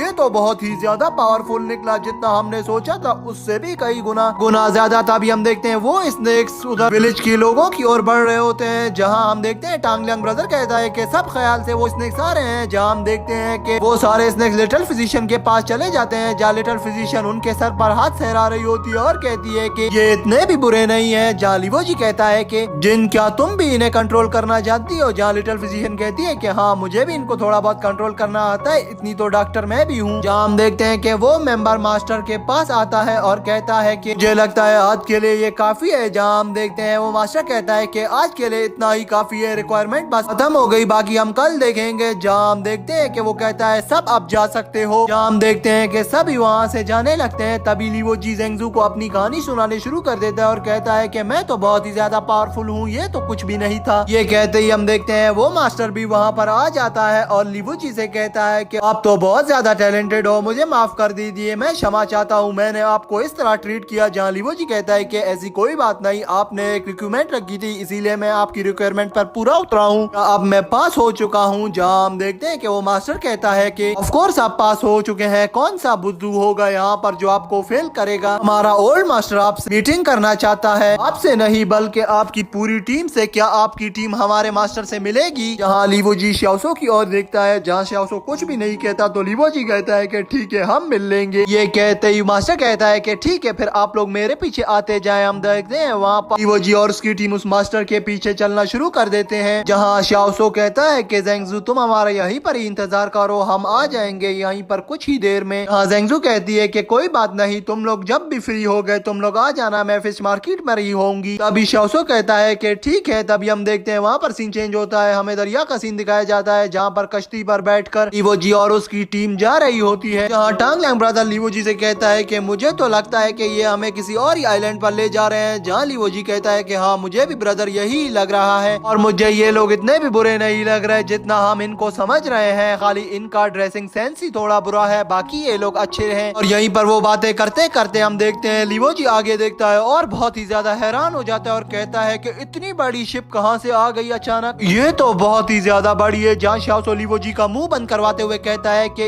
इनको फील मत करवाओ कि हमने इतनी बड़ी पहले कभी देखी है, क्या तुम पागल तो नहीं हो रहे हो, एम्बेरस हो जाओगे इनके सामने, अपने को एक अच्छा लीडर समझो। हाँ लीवो जी कहता है कि इतनी बड़ी शिप को देखकर मैं अपना मुंह बंद कैसे करूं, मुझे तो समझ ही नहीं आ रहा। ये कि वो लॉन्ग शिप समंदर में तैर रही होती है, जहाँ उसके अंदर लीवो जी, श्याओसो, लिटिल फिजिशियन। हम देखते हैं कि लीवो जी और श्याओसो उस बोट को नोटिस कर रहे होते हैं और कहते हैं कि ये कितनी बड़ी बोट है। जहाँ श्याओसो कहता है कि तुम अभी तक यही नोटिस कर रहे हो कि बोट बड़ी है या छोटी, तुम इन पीपल्स को नोट नहीं कर रहे, ये कितने अमीर लग रहे हैं मुझे, क्योंकि ये देखो इतनी बड़ी शिप तो कोई भी इतनी आसानी से नहीं ले सकता, ये सिर्फ मू फैमिली के रेजिडेंस वालों ने ली है और ये शिप तो बहुत ही ज्यादा कॉस्टली है, यहाँ तक कि तुम, मैं और हमारी पूरी टीम भी मिलकर इसको नहीं ले सकती, या हमारी पूरी जूही सिटी भी मिलकर इसको नहीं ले सकती। ये शिप तो बहुत ही ज्यादा महंगी लग रही है और ये जितनी बड़ी और रिचेस्ट शिप लग रही है ये उतनी ही ज्यादा प्रोटेक्शन में भी पावरफुल है, क्योंकि जितने भी बड़े जायंट्स हैं वो इसको प्रोटेक्ट कर रहे हैं। अभी लीवो जी कहता है कि तुम्हें इनके बारे में इतना सब ऐसे मालूम है। तभी हम देखते हैं कि सामने से कोई बोट पर चलकर आ रहा होता है, जिसे देखकर श्याओसो, लीवो जी अपनी बातें करना बंद कर देते हैं। तभी हम देखते हैं कि सब वहाँ खामोश हो जाते हैं क्योंकि कोई आ रहा होता है। तभी दरवाजा खोलता है, एक अजीब सी उड़ने वाली चीज इनकी ओर आ जाती है जिसके ऊपर कपड़ा ढका हुआ होता है। अभी वो चीज सीधा आकर लीवो जी के फेस से टकरा जाती है। और लिवो जी गिर जाता है। तभी लिवो जी उठता है। अभी हम देखते हैं ये तो एक पपी होता है। तभी अंदर से एक लॉर्ड बाहर आता है जो कहता है कि पपी वापस आ जाओ, इन लोगों की बैड इंटेंशन नहीं है, ये यहाँ पर विजिट करने आए हैं। तभी हम देखते हैं उस लॉर्ड को जो बाहर आता है और कहता है कि मुझे माफ कर दो, इसकी इंटेंशन ऐसी नहीं थी तुम्हें चोट पहुंचाने की, ये तुम्हें कोई बेरूपिया समझा। तभी लिवो जी शाओसो से पूछता है ये पपी तो मुझे नहीं लग रहा, ये तो एक भेड़ है। शाओसो उसको कोई रिप्लाई नहीं देता और कहता है कि मुझे भी नहीं पता कि ये पपी है या भेड़। हम उस लॉर्ड को देखते हैं जो कहता है कि ना ये कोई पपी है ना ये कोई भेड़ है, ये मेरा अपना भाई है। जिसको देखकर लिवो जी बहुत हैरान होता है और कहता है कि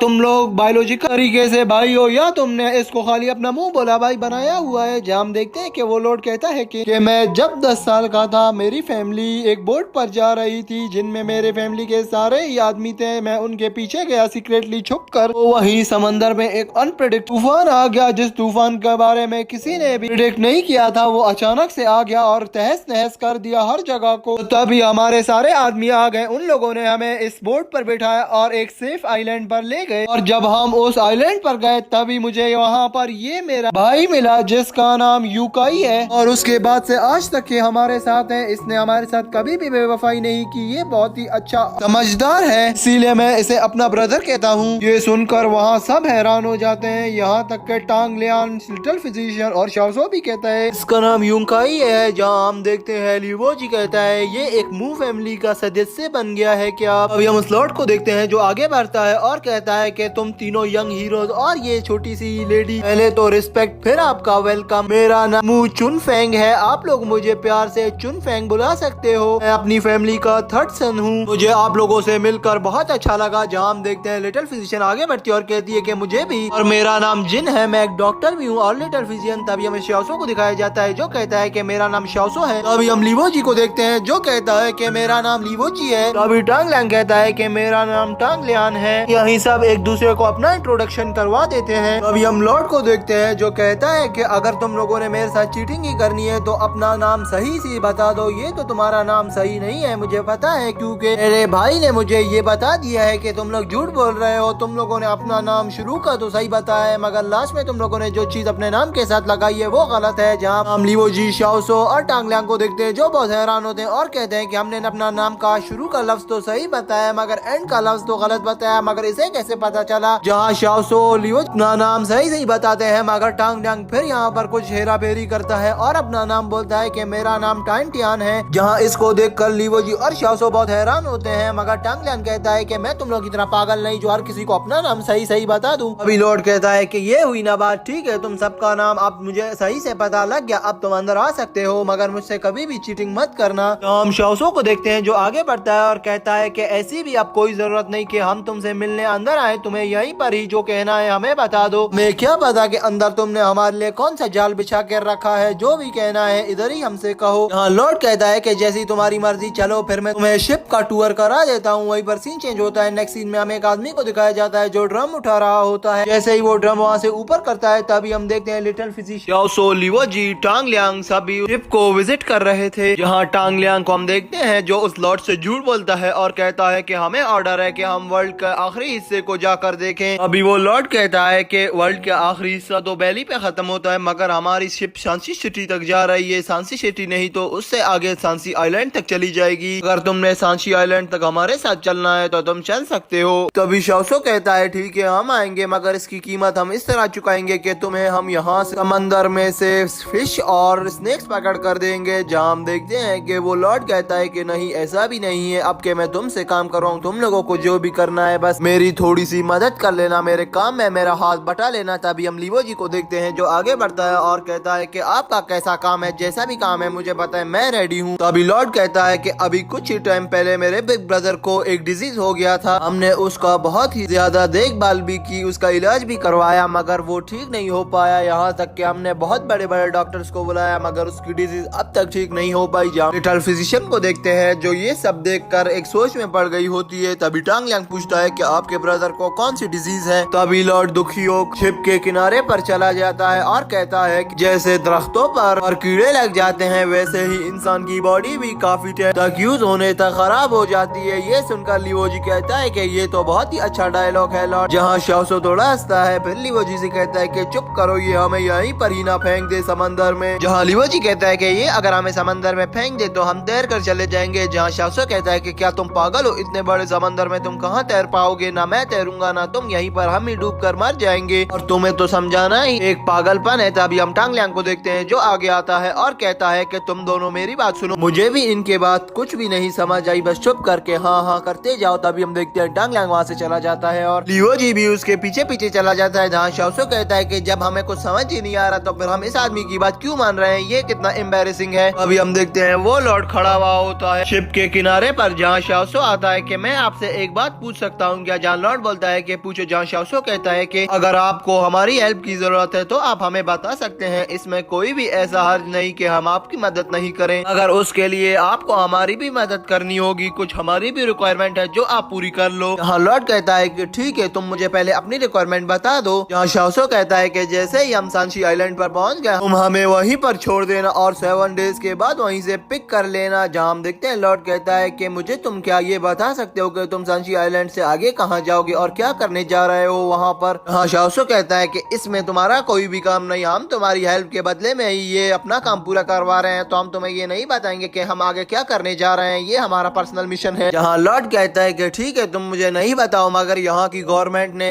एक रूल रखा हुआ है कि जो सांशी आइलैंड है वो सबसे डेड जोन आइलैंड है, वहाँ पर बहुत टूरिस्ट की डेथ हो चुकी है, तो मुझे लगता है कि वहाँ पर बैन ना लग गया हो। मैं तो यही चाह रहा था कि मैं तुम्हें किसी तरह अभी उस आइलैंड पर छोड़ दूं, मगर तुम्हें खुद ही मुझे नहीं बताना कि तुम किस वजह से जा रहे हो वहाँ पर। शाओसो कहता है कि बस अब बहुत हुआ, मुझे पता है कि तुमने बहुत सारी बुक्स पढ़ ली है जिसकी वजह से तुम्हारा दिमाग घूम गया है और तुम्हें कोई भी समझ नहीं आ रहा। सिर्फ उन बुक्स में लिखा हुआ है कि सांशी आइलैंड डेड जोन है और गवर्नमेंट ने भी इस पर बैन लगाया हुआ है, ये सिर्फ बुक्स की कहानी है, असल में वहाँ पर ऐसा कुछ भी नहीं। जहाँ हम लॉर्ड को देखते हैं जो फिर से अपने डायलॉग मारना शुरू हो जाता है और कहता है कि जैसे को कूड़े को आग ही जला सकती है ना, और वैसे ही सांशी आइलैंड पर कोई ऐसा ही राक्षस होगा जो तुम लोगों को जला देगा। वो यहाँ पर फिर से डायलॉग मारना शुरू कर देता है, जहाँ शाओसो कहता है कि अब बस करो, मैं पक गया हूँ तुम्हारे डायलॉगों से, और चलो मैं तुम्हें लास्ट ऑप्शन ये भी दे देता हूँ कि अगर हम 7 डेज में सांशी आइलैंड से वापस नहीं आए तो तुम अपनी बोट को वापसी की तरह लाना शुरू कर देना, फिर हमें कोई भी हर्ज नहीं होगा, ठीक है ना, अगर तुम्हें ये मंजूर है तो मुझे बताओ। हम लॉर्ड को देखते हैं जो उसकी बात का जवाब नहीं दे रहा होता। शाओसो गुस्से में कहता है कि लॉर्ड मुझे यस और नो का आंसर दे दो अब। हाँ लॉर्ड बहुत ज्यादा सोचता है और उसके बाद कहता है कि डील डन, और कहता है कि अगर तुम लोग सांशी आइलैंड से 7 डेज में वापस नहीं आए तो मैं वापस फिश मार्केट की ओर चला जाऊंगा, फिर चाहे तुम यहाँ पर मर जाओ, जो भी हो तुम्हारे साथ वो तुम अपने ही जिम्मेदार हो। जहाँ शाओसो कहता है कि ठीक है। फिर जहाँ शाओसो वापस जा ही रहा होता है तो तभी लॉर्ड पूछता है कि एक बात तो बता कर जाओ, मुझे बताओ ये जो तुम्हारे साथ बंदे हैं मैंने सुना है कि ये बहुत ज्यादा टैलेंटेड है। जहाँ शाओसो कहता है कि हाँ इसमें कोई शक नहीं, मैं भी हूँ। जहाँ लॉर्ड कहता है कि ठीक है फिर मुझे तुम शाओसो अपने टैलेंट के बारे में बताओ। जहाँ शाओसो कहता है कि अब इतना भी टैलेंट नहीं कि मैं तुम्हें उसके बारे में बता सकूं, इतना भी कुछ खास नहीं है मेरे अंदर, मगर एक लीडरशिप क्वालिटी है, क्योंकि वो सब जितने भी मेरे फ्रेंड्स हैं और मेरे जितने भी टीम मेंबर्स हैं वो मेरी बात को बहुत अच्छे तरीके से मानते हैं और सुनते भी हैं। ये कहकर शाओसो वहाँ से चला जाता है। तभी हम देखते हैं सीन चेंज होता है। नेक्स्ट सीन में हमें दिखाया जाता है कि हम डार्क रिवर के एक लीडर को देखते हैं जो एक दरवाजे से आता है। तभी उसके सामने एक क्वीन नाम का बंदा आता है जो बहुत ही ज्यादा खतरनाक होता है। वो उस डार्क रिवर के लीडर के ऊपर अटैक करता है और उसके कान के पास से छूकर उसका अटैक जाता है और कहता है कि ये देखो मैं कितना खतरनाक हूँ, मैं भी एक डार्क रिवर का लीडर हूँ और अब मैं तुम सबका बॉस बनने वाला हूँ और अब तुम सब मेरे गुलाम होगे, मैं तुम लोग का लीडर होऊंगा। और वो वहीं पर हंसने लग जाता है और कहता है कि बस अब बहुत हुआ, अब मेरा वक्त आ चुका है। जहाँ हम कुई को देखते हैं जो बहुत ही ज्यादा ओवर एक्टिंग करने लग जाता है और डार्क रिवर का लीडर जिसका नाम मूसोंग होता है उस पर अटैक कर देता है, मगर मूसोंग उसके अटैक को बहुत आसानी से रोक कर उससे फाइट में आ जाता है। जहाँ हम देखते हैं इन दोनों की एक अच्छी सी फाइट शुरू हो जाती है, जहाँ कोई मूसोंग पर बार बार अटैक करता है मगर मूसोंग उसको फंसा लेता है और कहता है कि अब इसके बाद हिलना भी नहीं वरना तुम यहीं पर ही मारे जाओगे। जहाँ हम कुई को देखते हैं जो उसके अटैक से डॉज कर वापस से निकल जाता है और कहता है कि अब टॉप लीडर भी मुझसे नाराज नहीं होगा कि मैंने तुम्हें मारा। वो उस पर अटैक कर देता है मगर मूसू यहाँ पर बहुत ही ज्यादा पावरफुल था, वो उसके अटैक को बहुत आसानी से डॉज कर रहा होता है और उल्टा कोई पर ही अटैक कर देता है। मगर मूसू यहाँ पर कोई को बहुत मारता है और यहीं पर ही हम देखते हैं कि कोई का मास्क उतर जाता है, जिसे देखकर वो डार्क रिवर का टॉप लीडर भी यहाँ आ जाता है और कोई से कहता है कि अब बस करो, इतनी फाइट नहीं करो, तुम दोनों एक डार्क रिवर के लीडर्स हो और अब मैं तुम लोगों को एक काम देता हूँ, अगर इस काम को भी ढंग से नहीं किया तो तुम सब यहीं पर मारे जाओगे। जहाँ पर हम देखते हैं हैं कि कोई कहता है कि वो कैसा काम है लीडर, जहाँ वो टॉप लीडर कहता है कि तुम्हें किसी भी हालत में इस टाइम शाओसो को मारना है और उसे जिंदा नहीं छोड़ना है। अगर तुम लोगों ने शाओसो को मार दिया तो मैं तुम लोगों को बहुत ही ऊपर तक ले जाऊंगा। अगर तुम लोगों में से किसी ने भी शाओसो को मारा तो मैं उसको अपनी जगह भी दे सकता हूँ, क्योंकि मैं और ज्यादा पावरफुल होकर नेक्स्ट लेवल तक पहुँच जाऊंगा। ये तुम लोगों के पास आखिरी मौका है उस शाओसो को मारने के लिए। ये कहते ही हम देखते हैं वही हमें उन्हीं दो बच्चों को दिखाया जाता है जिनके विलेज में बाढ़ आ गई होती है। वो लड़का एक न्यू विलेज में आकर प्रैक्टिस कर रहा होता है और अपनी कल्टीवेशन और मार्शल आर्ट टेक्निक्स को इम्प्रूव कर रहा होता है, जहाँ उसकी सिस्टर कहती है कि ब्रदर अब आ जाओ, अब थोड़ा रेस्ट कर लो, इतनी प्रैक्टिस आज के लिए काफी है। जहाँ वो लड़का कहता है कि नहीं सिस्टर अभी मुझे थोड़ी प्रैक्टिस और करने दो। तभी वो लड़का ऊपर जाता है अपनी सिस्टर के पास और कहता है कि आज से मैं तुम्हारा ही ख्याल करूंगा और तुम्हारी हर जिम्मेदारी मेरी हो गई आज से। जहाँ हम देखते हैं सीन चेंज होता है। नेक्स्ट सीन में हमें दिखाया जाता है कि लीवो जी, शाओसो, टांग लियांग एक आइलैंड पर बैठे हुए हैं, जहाँ वो लोग कह रहे होते हैं कि वो लॉर्ड तो बहुत ही ज्यादा मतलबी था। जहाँ लीवो जी कहता है क्या तुम पागल तो नहीं शाओसो, वो कितना अच्छा था, उसने हमारा कितना ख्याल रखा और यहाँ तक कि वो हमारे लिए 7 डेज के लिए इंतजार भी कर रहा है, तब भी तुम उसको इतना बुरा कह रहे हो। यहाँ हम देखते हैं कि तभी उधर जेंगजू भी आ जाती है जो उनके लिए कुछ क्रैब्स लाती है और कहती है कि मुझे माफ करना, आज के लिए यही था खाने में, थोड़े से क्रैब्स हैं, थोड़ी सी फिश पड़ी है मेरे पास, तुम लोग अचानक ही वापस आ गए, तुम लोग तो सांसी आइलैंड जा रहे थे ना। हाँ, लीवो जी कहता है कि नहीं हम तो खाली उसके साथ उस शिप पर राउंड मारने गए थे, हमें उसके साथ बहुत मजा आया और तुमने जो भी बनाया अच्छा ही बनाया होगा, चाहे वो क्रैब हो या फिश, हम दोनों ही खा लेंगे, कोई बात नहीं। अभी जेंगजू कहती है कि रुको मेरे पास तुम्हारे लिए एक और चीज है, शायद वो तुम्हें पसंद आ जाए, 2 मिनट में आती हूँ। तभी हम देखते हैं जेंगजू साइड पर जाती है और वहाँ से एक मटका लाती है जिसमें ड्रिंक होती है, सॉफ्ट ड्रिंक होती है। जहाँ लीवो जी उस ड्रिंक को देखकर कहता है कि ये तो बहुत ही ज्यादा स्वादिष्ट लग रही है देखने से ही। जहाँ शाओसो लीवो जी से कहता है पागल मत बनो, इसको मत पियो, इसमें कुछ भी हो सकता है। जहाँ लीवो जी कहता है कि नहीं इसमें कुछ भी हो, मैं इसे पी कर ही दिखाऊंगा। जहाँ हमें लिटिल फिजिशियन को दिखाया जाता है जो कहती है कि जिनकी अभी नई नई शादी होती है वो इस ड्रिंक को पीते हैं, क्या तुम पागल हो गए हो लीवो जी, तुम इसे पी रहे हो। जो हम जेंगजू को देखते हैं जब वह शर्माती है और लीवो जी के हाथ से वो ड्रिंक को ले लेती है और कहती है कि लीवो जी इसको ऐसे मत पियो, मुझे नहीं पता कि इसमें क्या है, रुको मैं इसको एक प्याले में निकालती हूँ, फिर देखते हैं कि इसमें क्या है। ये मुझे मेरे फादर ने दिया था और यहीं पर वो रख कर चले गए थे। और तभी हम शाओसो को देखते हैं जो कहता है कि किसी ने पीनी है तो पियो, मगर मुझे बहुत ज्यादा ही प्यास लगी है, मैं इस ड्रिंक को पी रहा हूँ। जहाँ लीवो जी और सभी बोलते हैं कि क्यों नहीं हम भी पी लें। तभी वहाँ पर वो चेस करते हैं और पीने लग जाते हैं। जहाँ लीवो जी कहता है कि मिस जेंगजू आपका बहुत बहुत धन्यवाद, आपने हमारी इतनी रक्षा की और हमारा ख्याल रखा, उसके लिए हम आपके बहुत बहुत धन्यवाद करते हैं। और तभी हम देखते हैं कि कोई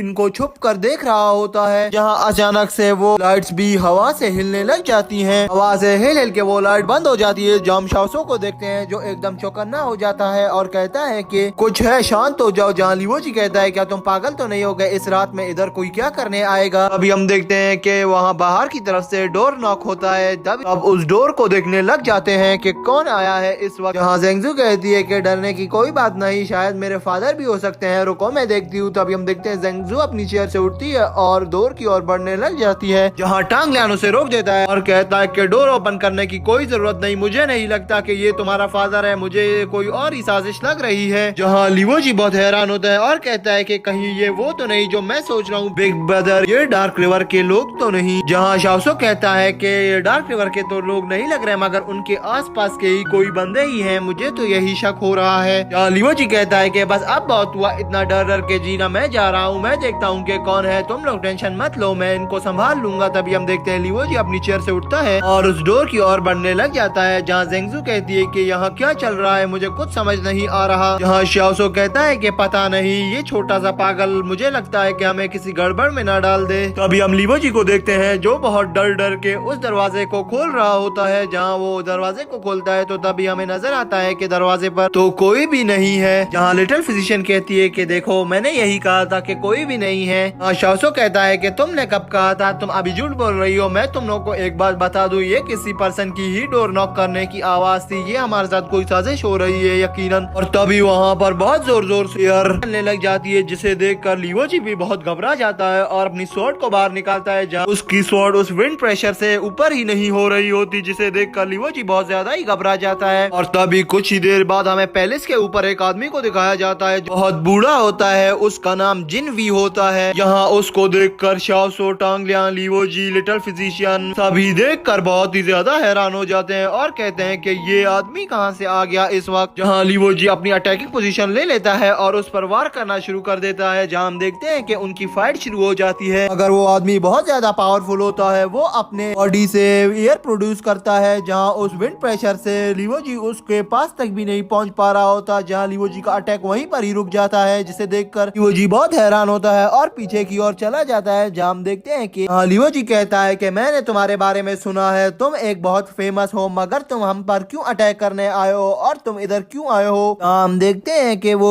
जिनवुई उसको कोई जवाब नहीं देता और उस पर अटैक कर देता है, मगर यहाँ पर लीवो जी उसकी शॉट से बच जाता है। ये कहते ही हम देखते हैं वहाँ कुछ देर की खामोशी होती है और तभी वहाँ से जिनवी नीचे आ जाता है मैदान में और वहीं पर एक जबरदस्त फाइट शुरू हो जाती है, जहाँ लीवो जी और जिनवी एक दूसरे पर बहुत अच्छे अच्छे शॉट्स अटैक करने लग जाते हैं। हाँ, वो लीवो जी पर अपना एक अच्छा अटैक करता है। लीवो जी उसको अपनी शॉट से रोक लेता है, मगर कहता है कि मैं तुमसे फाइट नहीं कर पा रहा हूँ क्योंकि तुम एक अर्थ रीलम के डिसाइपल हो, तुम बहुत ही ज्यादा पावरफुल हो। यहाँ पर वो जिनवी और गुस्से में आ जाता है, वो अपने एक शैकल अटैक निकाल लेता है, जिसे देखकर लीवो जी बहुत ही हैरान होता है क्योंकि वो लीवो जी के इर्द गिर्द घूमने लग जाता है, जहाँ वो लीवो जी को नजर भी नहीं आता। हम देखते हैं कि उस अटैक के बाद जिनवी अपनी बॉडी को 3% में कन्वर्ट कर देता है, वो भी अपने एक जैसे, जिसे देखकर टांग लियांग शाओसो बहुत हैरान होते हैं और कहते हैं कि इनमें से तीनों के पास इतनी पावर नहीं, वो दो सिर्फ ऐसे ही है जो सिर्फ फाइट ही कर पाएंगे, मगर ये जो ऑफिशियल पर्सन है जिनवी, ये बहुत ही ज्यादा पावरफुल है। लीवो जी इसको किसी तरह भी यहाँ से मारो और इस पर अटैक करो वरना ये तुम्हें मार देगा। अभी वहाँ पर बहुत ज्यादा फाइट होती है, जहाँ लीवो जी बहुत गुस्से में आकर आखिरकार अपना रेम्बो स्वॉर्ड अटैक निकाल लेता है और रेम्बो स्वॉर्ड अटैक उन पर कर देता है, मगर वो लोग बहुत ही ज्यादा चालाक होते हैं, वो अपनी शील्ड को बाहर निकाल लेते हैं जो बहुत ही ज्यादा पावरफुल शील्ड होती है। तभी वो शील्ड के अंदर से गायब हो जाते हैं, जहाँ उनको लीवो जी देखकर बहुत हैरान होता है। तभी वो लीवो जी के पीछे से आ जाते हैं और यहाँ पर दोबारा से उनकी एक मजेदार सी फाइट शुरू हो जाती है और वो फिर से 3% में कन्वर्ट हो जाते हैं, जहाँ इनको देखकर लीवो जी बहुत ही ज्यादा हैरान और चौंक गया होता है। अभी लीवो जी 1% से फाइट ही कर रहा होता है तो उसके अंदर से एक और पर्सन निकलता है और वो लीवो जी पर अटैक करता ही चला जाता है। लीवो जी इसे देखकर बहुत हैरान होता है और कहता है कि ये कैसी स्वॉर्ड टेक्निक है। देखते ही देखते वो तीनों स्वॉर्ड लीवो जी के अंदर घूमने ही वाला होता है, मगर यहाँ पर शाओसो आ जाता है और कुछ फेंक कर उसे बचा लेता है। जहाँ हम देखते हैं कि जिनवी बहुत गुस्से में आ जाता है और कहता है कि अब तो मजा आएगा ना, असल मुझे जो चाहिए था वो मिल गया, मेरे मैजेस्टी ने ऑर्डर ही यही दिया है कि शाओसो मैं तुम्हें पकड़ कर ले जाऊं। मैं इस छोटे बच्चे को शाओसो समझ रहा था, मुझे अब पता चला कि तुम ही वो 6th प्रिंस होना। हम लीवो जी को देखते हैं जो उठता है और कहता है कि तुम मेरे ब्रदर को ऐसे कैसे ले जाओगे, मगर टांग लियांग उसका मुंह बंद करवा लेता है और उसे कहता है कि पीछे हटो, बस अब बहुत हो गया। अभी हम देखते हैं कि वहाँ जिनवी वो वाली ड्रिंक पी लेता है जो जेंगजू के फादर ने वहाँ पर रखी थी। जैसे ही वो उस ड्रिंक को पीता है तो कहता है कि तुम लोगों का बहुत बहुत धन्यवाद इस ड्रिंक के लिए, मगर मैं यहाँ पर जो करने आया हूँ अपने काम को पूरा ही करके जाऊंगा। और तभी हम देखते हैं वहाँ पर सीन चेंज हो जाता है। नेक्स्ट सीन में हमें सुबह का समय दिखाया जाता है, जहाँ हम देखते हैं कि हमें यहाँ पर उस लॉर्ड को दिखाया जाता है जो कहता है कि कितने दिन बीत गए, अभी तक ये लोग नहीं आए, वापस 3 डेज हो गए हैं, अगर ये अभी 4 डेज और तक नहीं आए तो मैं 4 डेज में निकल जाऊंगा यहाँ से, क्योंकि इन लोगों ने मुझसे 7 डेज का प्रॉमिस किया था ना। और तभी हम वहाँ पर मास्टर एलवी को भी देखते हैं जो उस फिश मार्केट पर खड़ा होता है, जिसे एक बच्ची देखकर बहुत ही ज्यादा डर रही होती है और कहती है कि ये कैसा बंदर जैसा अंकल है, मुझे इससे बचाओ, मुझे इससे बहुत ही ज्यादा डर लग रहा है। और तभी हम वहाँ पर देखते हैं कि वो लॉर्ड जिनवी को रिस्पेक्ट देते हुए कहता है कि जिनवी आपको बहुत बहुत वेलकम हमारी सिटी में और आपका बहुत सारी रिस्पेक्ट मेरे लिए। आप यहाँ पर क्यों आए हैं, क्या आपको कोई काम था? अगर आपको कोई काम था तो आप मुझे बुला लेते अपने पास। हम देखते हैं कि जिनवी इसको कोई भी जवाब नहीं देता और वहाँ पर चुप होकर खड़ा हो जाता है, जहाँ लॉर्ड उसको देखकर बहुत हैरान होता है और कहता है कि ये मेरी बातों की रिस्पेक्ट नहीं कर रहा और मुझे कोई भी जवाब नहीं दे रहा है। और यहीं पर हम देखते हैं सीन चेंज हो जाता है, हमें शाम का सीन दिखाया जाता है, जहाँ पर लॉर्ड दरिया के किनारे पर कुर्सी रखकर बैठा होता है, उसके 2 गार्ड भी उसके साथ होते हैं और वो जिनवी अभी तक वहीं पर खड़ा होता है, जहाँ लॉर्ड उसको देखकर बहुत ही ज्यादा पक चुका होता है और कहता है कि इस घटिया आदमी ने हमारे पास आना भी है या नहीं, मैं यहाँ सारा दिन इसके लिए यहीं पर बैठा रहूं। जहाँ हम देखते हैं कि उसी टाइम जिनवी सोचने लग जाता है कि 6th प्रिंस ने अपना प्रॉमिस नहीं तोड़ा, वो अपने प्रॉमिस पर पूरा उतरा है। मुझे लगता है कि 6th प्रिंस किसी प्रॉब्लम में होगा, वो अभी तक यहाँ पर क्यों नहीं आया। जहाँ हम देखते हैं कि लॉर्ड भी यही सोच रहा होता है कि शाओसो और उसकी टीम अभी तक यहाँ पर क्यों नहीं आई, क्या वो किसी ट्रबल में है। जहाँ वो कहता है कि अगर वो किसी ट्रबल में फंस भी जाए तो वो बहुत ज्यादा पावरफुल है, वो वहाँ से निकल कर आ जाएंगे। यहाँ पर वो कुछ सोच ही रहे होते हैं, तभी हम देखते हैं कि लॉर्ड का आदमी पीछे से भाग कर आता है और लॉर्ड से कहता है कि मुझे कुछ कहना है। वो जो मार्शल आर्ट टेक्निक यूजर्स आए थे वो उस बोट पर हैं, वो आपको बुला रहे हैं। जहां हम देखते हैं कि लॉर्ड बहुत हैरान होता है और कहता है कि ये लोग इंटर कैसे हुए, मैं यहाँ पर कितनी देर से उनका इंतजार कर रहा हूँ और मुझे पता भी नहीं चला कि वो लोग कैसे इंटर हो गए हैं। अभी हम देखते हैं वो लॉन्ग कार्डर शिप भी वहाँ से निकलना शुरू कर देती है और दरिया के बीच में चली जाती है। और तभी हम देखते हैं कि वहाँ पर लीवोजी, शाओसो और उसकी टीम उसी शिप पर सवार होती है। जहाँ हम लीवोजी को देखते हैं जो शाओसो से कहता है कि तुमने इन सब से झूठ क्यों बोला और तुम इस कश्ती पर अब सवार होकर भाग भी रहे हो, और अगर हमें उस जिनवी ने या किसी ने ढूंढ लिया और अगर हमने उनकी बात भी नहीं मानी, उनका प्रॉमिस भी तोड़ा है, तो वो हमें बहुत कठिन सजा देंगे। शाओसो कहता है कि नहीं, मैंने कभी भी झूठ नहीं बोला है। हम टांग लियांग को देखते हैं जो कहता है कि हाँ ये सच बोल रहा है, इसने जिनवी से एक प्रॉमिस किया है। अभी हम लीवोजी को देखते हैं जो वहाँ पर किनारे पर बैठकर सोचने लग जाता है कि वो क्या प्रॉमिस होगा जो इसने और उस जिनवी ने किया है। और तभी हम उस दरिया के किनारे पर बैठी जेंगजू को देखते हैं जो उन्हें देखकर बहुत इमोशनल हो चुकी थी, जहाँ वो अपनी पुरानी बातों को याद करके बहुत ही ज्यादा दोबारा से इमोशनल हो जाती है और कहती है कि वो पल भी कितने अच्छे थे जब मैं इनके साथ खाया पिया और घूमा करती थी। अभी वो लीवोजी को आवाज लगाकर कहती है कि लीवोजी सेफ होकर जाओ और दोबारा भी वापस सेफ होकर आना। जहाँ लीवोजी कहता है कि मिस जेंगजू मैं तुमसे जरूर मिलने आऊंगा। और हम तभी देखते हैं वो शिप वहाँ से निकल जाती है और तभी हमें रात का समय दिखाया जाता है जहाँ पर हम उस जिनवी को देखते हैं जो अभी तक उस टापू पर खड़ा होता है और सिक्स प्रिंस का इंतजार कर रहा होता है और कहता है कि ये तो बिल्कुल हो ही नहीं सकता कि वो लोग उस शिप में चले गए हो, क्योंकि मैंने बहुत क्लोजली पूरा दिन खड़े होकर इनको यहाँ पर देखा है, मगर ये लोग तो इस शिप पर भी नहीं गए।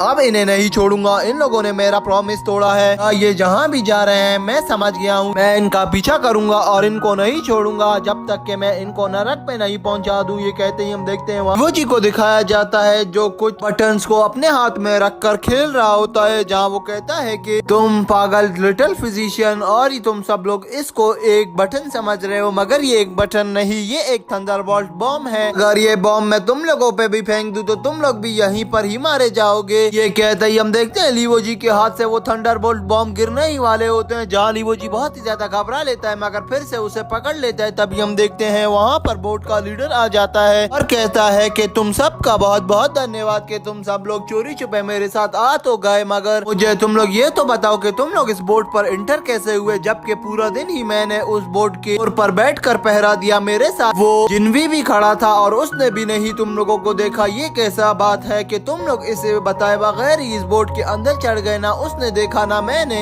हम लीवोजी को देखते हैं जो कहता है कि तुम सब लोग ही बुद्धू हो, हम लोग कल रात को ही यहाँ पर आ गए थे। हाँ, लीडर बहुत ज्यादा ही चौंक जाता है। तभी हम टांग लियांग ब्रदर को देखते हैं जो कहता है कि शाओसो ये चाहता था कि तुम्हें हम एक सरप्राइज दें और उसने हमें ये प्लान बताया कि हमें रात को ही यहाँ पर आ जाना चाहिए, तो इसीलिए हम रात को ही यहाँ पर आ गए। लीवोजी भी कहता है हाँ शाओसो यही चाहता था कि वो तुम्हें एक सरप्राइज दे सके। हाँ, ये बात उस लीडर को समझ नहीं आती, वो थोड़ा इस बात से एग्री नहीं कर रहा होता और उसे कुछ शक पड़ ही रहा होता है। जहाँ हम लिटिल फिजिशियन को देखते हैं जो उस लीडर से कहती है कि लीडर हमें लेट हो गया है, क्या आप हमें अभी रूम्स दिखा देंगे ताकि हम कुछ देर रेस्ट कर लें। लीडर कहता है कि मेरे पास सिर्फ 2 प्रीमियम रूम्स बच गए हैं, बाकी सारे बुक हैं जिनमें मेरे गार्ड्स, मेरे सर्वेंट्स और बहुत से लोग हैं। अगर मैं ये नहीं चाहता कि तुम उन प्रीमियम रूम्स में रहो क्योंकि तुम्हारा स्टेटस और स्टैंडर्ड तुम लोग का बहुत ही ज्यादा हाई है, तो ये चाहता था कि तुम्हें मैं किसी लग्जरी रूम में ठहराऊं, मगर अब मेरे पास कोई भी रूम अवेलेबल नहीं है तो तुम्हें उसी में ही रुकना होगा, उसके लिए मैं तुमसे चोरी करता हूँ। हम लीवोजी को देखते हैं जो कहता है कि हम तुम्हें क्या बोल सकते हैं। तभी टांग लियांग ब्रदर कहता है कि हम ऐसे सस्ते और चीप रूम्स में नहीं रुक सकते, हमारे लिए कोई अच्छा सा रूम और अच्छे से होटल का इंतजाम करना था तुम्हें। इनकी ये बहस चल ही रही होती है। तभी हम देखते हैं लीडर अपने सर्वेंट को ऑर्डर देता है और कहता है कि इन सब के लिए खाने का इंतजाम करो। तभी हम देखते हैं एक टेबल पर सभी बैठ जाते हैं और वहीं पर ही इन सब लोगों को फूड सर्व किया जा रहा होता है लीडर की तरफ से। और तभी सीन चेंज हो जाता है, हमें रात का समय दिखाया जाता है जहाँ एक बहुत बड़े समंदर में एक लुटेरों की शिप घूम रही होती है। जहाँ हम देखते हैं वो लुटेरे कुछ पर्सन्स को पकड़कर उस बोट पर मार रहे होते हैं और उन मार कर समंदर में फेंक देते हैं। जहाँ हम देखते हैं कि वहाँ पर डार्क रिवर का लीडर घूम रहा होता है, तो हमें यहाँ पर पता चलता है कि ये डार्क रिवर का लोगों ने अभी तक इन लोगों का पीछा नहीं छोड़ा है, तो अभी तक टांग लियांग और उसके ग्रुप की ओर जा रहे हैं। तभी हम देखते हैं डार्क रिवर का लीडर घूम ही रहा होता है, जहाँ उसको एक बंदा पकड़ लेता है। भी उसका एक डिसाइफल आ जाता है, जो डार्क रिवर का डिसाइफल होता है वो घूमकर उसको मार देता है, जहाँ डार्क रिवर का लीडर कहता है कि मेरी स्वॉर्ड इसलिए नहीं है कि मैं इन छिछोरे पर्सन्स को मारूं, जल्दी से उन मेन शिप को ढूंढो, हमें जल्दी से उस टापू पर पहुंचना होगा और उन सबको ही उनके पहुंचने से पहले मार देना है। तभी हम देखते हैं सीन चेंज हो जाता है। नेक्स्ट सीन में हमें दिखाया जाता है शाओसो केला टेबल पर बैठकर कुछ खा रहा होता है, जहाँ वो सोचता है कि बस अब मुझे भी सोने चले जाना चाहिए, जहाँ हम देखते हैं कि शाओसो भी वहाँ से उठकर चले जाता है। तभी हमें टांग लियांग को दिखाया जाता है जो वहीं पर सो रहा होता है और कुछ सोच ही रहा होता है, और शाओसो भी वहीं पर खड़ा अपने पास एक गधे के साथ सो रहा होता है, जहाँ पर वो सोते सोते गधे को घास खिला रहा होता है और उस गधे से पूछता है कि तुम्हें कभी कोई लड़की याद आती है या नहीं? मुझे वो लड़की बहुत ही ज्यादा याद आती, वो मुझे बहुत ही ज्यादा पसंद है। और वहीं पर ही हमें मेसी को दिखाया जाता है जो एक शिप के किनारे पर आकर सोच रही होती है कि मैं शाओसो से अब कैसे मिलूंगी, वो तो मुझसे अब काफी ज्यादा दूर हो चुका है। जहाँ हम देखते हैं वहीं पर ही अटलस आ जाता है और कहता है कि मेसी मुझे पता है कि तुम अब किसे याद कर रही हो, तुम्हें उसके बारे में अब ज्यादा नहीं सोचना चाहिए, क्योंकि अगर तुम्हें उसकी आदत लग गई तो तुम उसके बिना रह भी नहीं पाओगी। और ये कहते ही हम देखते हैं अटलस वहाँ से चला जाता है, जहाँ मेसी बहुत ही ज्यादा गुस्से में आती है और अटलस से कहती है कि तुम्हारी हिम्मत कैसे हुई कि मुझे ट्रिक करने की, मेरी मर्जी में जो भी करूँ, मैं चाहूँ शाओसो को पसंद करूँ या उससे शादी करूँ। ये कहते ही वो अटलस पर अटैक कर देती है और अटलस उसके अटैक को बहुत आसानी से डॉज कर देता है और यहाँ वो दोनों एक दूसरे के पीछे भाग रहे होते हैं। अभी मेसी गुस्से में आती है और अटलस से कहती है कि पागल से मॉन्क, अगर तुम में थोड़ी भी हिम्मत है तो आओ मेरे साथ फाइट करो, इतना भाग क्यों रहे हो, आओ ना फाइट करके देखते हैं कि कौन ज्यादा पावरफुल है। जहाँ अटलस कहता है कि मैं तुम जैसी बेवकूफ पर अपना हाथ ही नहीं उठाना चाहता। जहाँ हम देखते हैं मेसी उस पर बहुत सारे अटैक करती है और अटलस उसके अटैक को बहुत आसानी से डॉज करता जाता है, मगर मेसी अपने अटैक से बाज नहीं आती, वो बार बार अटैक करती जाती है। जहाँ अटलस उसकी वो एरो को पकड़ लेता है और कहता है कि अब बस करो और वहाँ से भाग जाता है, जहाँ मेसी भी उसके पीछे भागती है। तभी हम देखते हैं अंदर रियोजी बैठी होती है जो कहती है कि ये दोनों फिर से फाइट करना शुरू हो गए। वो ये कह ही रही होती है कि अटलस फिर से रूम के अंदर इंटर हो जाता है और यहीं पर ही मेसी भी उसके पीछे आ जाती है और मिस रियो से कहती है कि मिस रियो आप मेरा साथ दें इस अटलस, इस बेवकूफ मॉन्क को मारने के लिए। जहाँ हम देखते हैं कि अटलस एक टेबल को उठाता है और वहीं पर बैठ जाता है और मिस रियो से कहता है कि ये पागल हो गई है। अभी अटलस वहाँ पर चेयर उठाकर बैठता है और मिस रियो से पूछता है कि मैंने आपसे कुछ बात की थी लीवो जी के बारे में। जहाँ हम देखते हैं वो अटलस फिर से उससे वही सवाल पूछने लग जाता है कि क्या तुम्हें लीवो जी पसंद है। जहाँ हम देखते हैं रियो जी बहुत ज्यादा शर्मिंदा होने लगती है और कहती है अटलस तुम कैसी बातें कर रहे हो, तुम सही में मेसी मार रही है, तुम ऐसी उल्टी सीधी क्यों बातें कर रहे हो, मेरा क्या काम है उस लीवो जी से, चाहे वो जो भी करे और मुझे वो क्यों पसंद होगा, कहीं तुम पागल तो नहीं हो गए हो ना अटलस। हाँ अटलस कहता है कि रियो तुम्हारी शक्ल से ही पता चल जाता है, जब भी मैं उस फूल का नाम लेता हूँ तुम बहुत ज्यादा स्माइल और ब्लश करने लग जाती हो। लियो जी कहती है कि अब ऐसी भी बात नहीं। अभी वहाँ पर एक और लड़की बैठी होती है जो वहाँ की प्रिंसेस होती है। तभी वो प्रिंसेस वहाँ से खाने के लिए कुछ उठा ही रही होती है, मगर अटलस हाथ लगाकर पहले ही उस प्रिंसेस से उठा लेता है और कहता है कि मुझे भूख लगी है, पहले मुझे खाने दो। तभी हम देखते हैं रियो जी एक बुक को पढ़ रही होती है। अटलस पूछता है कि रियो ये कौन सी बुक है। जहाँ रियो जी उसे बताती है कि ये शाओसो यिंग ने एक बुक लिखी थी बहुत ही अरसे से, ये मेरे पास है, ये बहुत ही ज्यादा इंटरेस्टिंग और बहुत ज्यादा एक्शन वाली बुक है। हाँ रियो को फिर से अटलस चिढ़ाने लगता है और कहता है कि सच सच बताओ कि लियो जी तुम्हें पसंद है या नहीं। जहाँ उस प्रिंसेस को देखते हैं जो ऊपर आ जाती है अटलस के और कहती है कि तुम पागल तो नहीं हो गए हो ना, मैं अगर इतना ही इसे तंग करने का शौक है तो आओ पहले मुझसे फाइट कर लो, देखते हैं कि कौन फाइट में जीतता है, उनको बुली करना बंद करो। जहाँ अटलस को देखते हैं जो खड़ा होता है और कहता है कि मैं खाली तुम लोगों की ब्रेवनेस चेक कर रहा था और तुम लोगों का कंट्रोल चेक कर रहा था कि तुम लोग कितने ब्रेवनेस हो और तुम लोगों में कितना कंट्रोल है, और अगर तुम लोगों को मेरी बातें बुरी लग रही है तो मैं तुम लोगों से माफी मांगता हूँ। तभी हम देखते हैं ऐसी कहती है कि नहीं ऐसे ही तो मैं तुम्हें नहीं छोड़ूंगी, सबसे पहले मैं तुम्हें अपना बदला लेकर ही तुम्हें छोड़ूंगी। तभी मेसी अपने डॉग को एक ऑर्डर देती है और कहती है कि जाओ इस सफेद कपड़े वाले मॉन्क को बाइट करके आओ। जहाँ हम देखते हैं कि मेसी का डॉग जाता है और उस अटलस को बाइट कर देता है। जहाँ अटलस उसे बहुत ज्यादा डॉज करने की कोशिश करता है, मगर वहीं पर ही मेसी अपना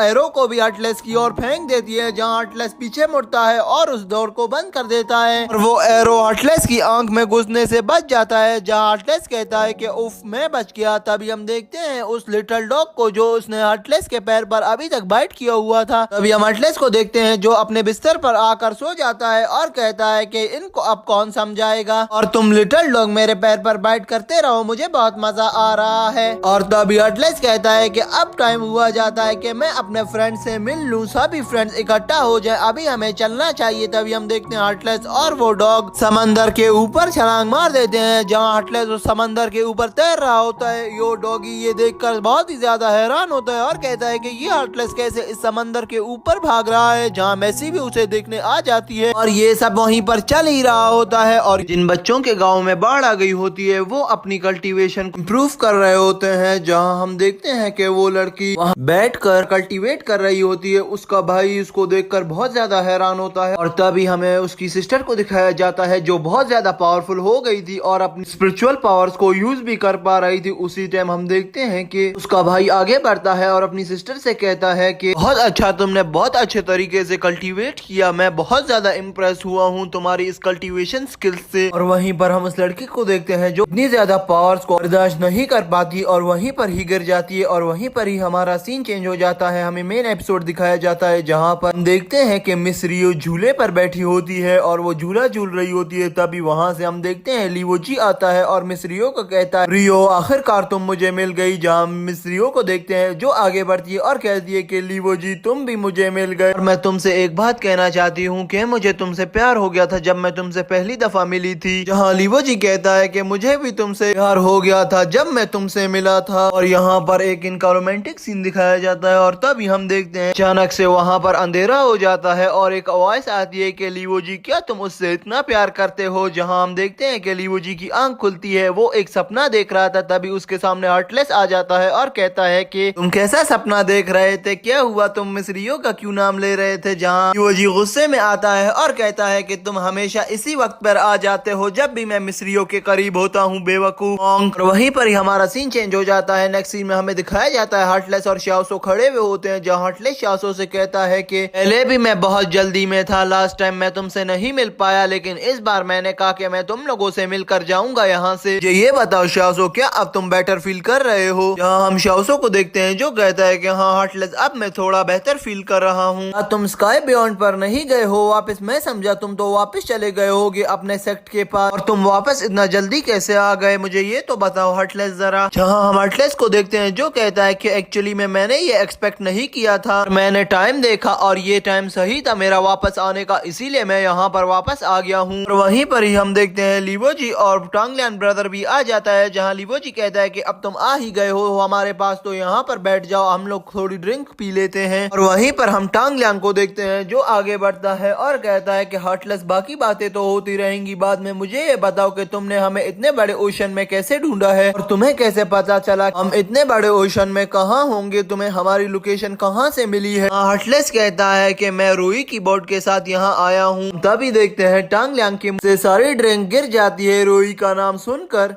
लीवोजी उसे देखकर हंसने लग जाता है। और उस बोट पर मैसी भी थी, जहाँ वो शाओसो से कहता है कि तुम्हारी मैसी भी उसी बोट पर है। वहीं पर शाओसो कहता है कि मैसी से तुम्हारा क्या मतलब है हार्टलेस, मैं उससे कोई अटैचमेंट नहीं रखता ना, मुझे उससे कोई प्यार है, तुम पागल तो नहीं हो, तुम बस ऐसी ही अजीब सी बातें करते रहते हो हर टाइम। तभी वहाँ पर हम उस लीडर को देखते हैं जो आ जाता है और कहता है कि शाओसो क्या तुम अपने न्यू फ्रेंड से मुझे इंट्रोड्यूस नहीं करवाओगे, ये बिल्कुल एक एमिनेंट मॉन्क की तरह लग रहा है मुझे तो। हार्टलेस उसे रिस्पेक्ट देता है और कहता है कि मेरा रिलेशन स्काई बियॉन्ड से है, वो एक डीमन सेक्ट है। हाँ लीडर ये बात सुनकर बहुत ज्यादा हैरान होता है और कहता है कि तुम एक डीमन सेक्ट से हो। वो उसके पास जाता है और कहता है कि मैंने कभी नहीं सोचा था कि डीमन सेक्ट के लोगों में इतनी ज्यादा एलिगेंस और इतनी ज्यादा अच्छा बर्ताव करने की क्षमता होगी। हम अटलेस को देखते हैं जो कहता है कि क्या तुम्हें मुझसे डर नहीं लग रहा।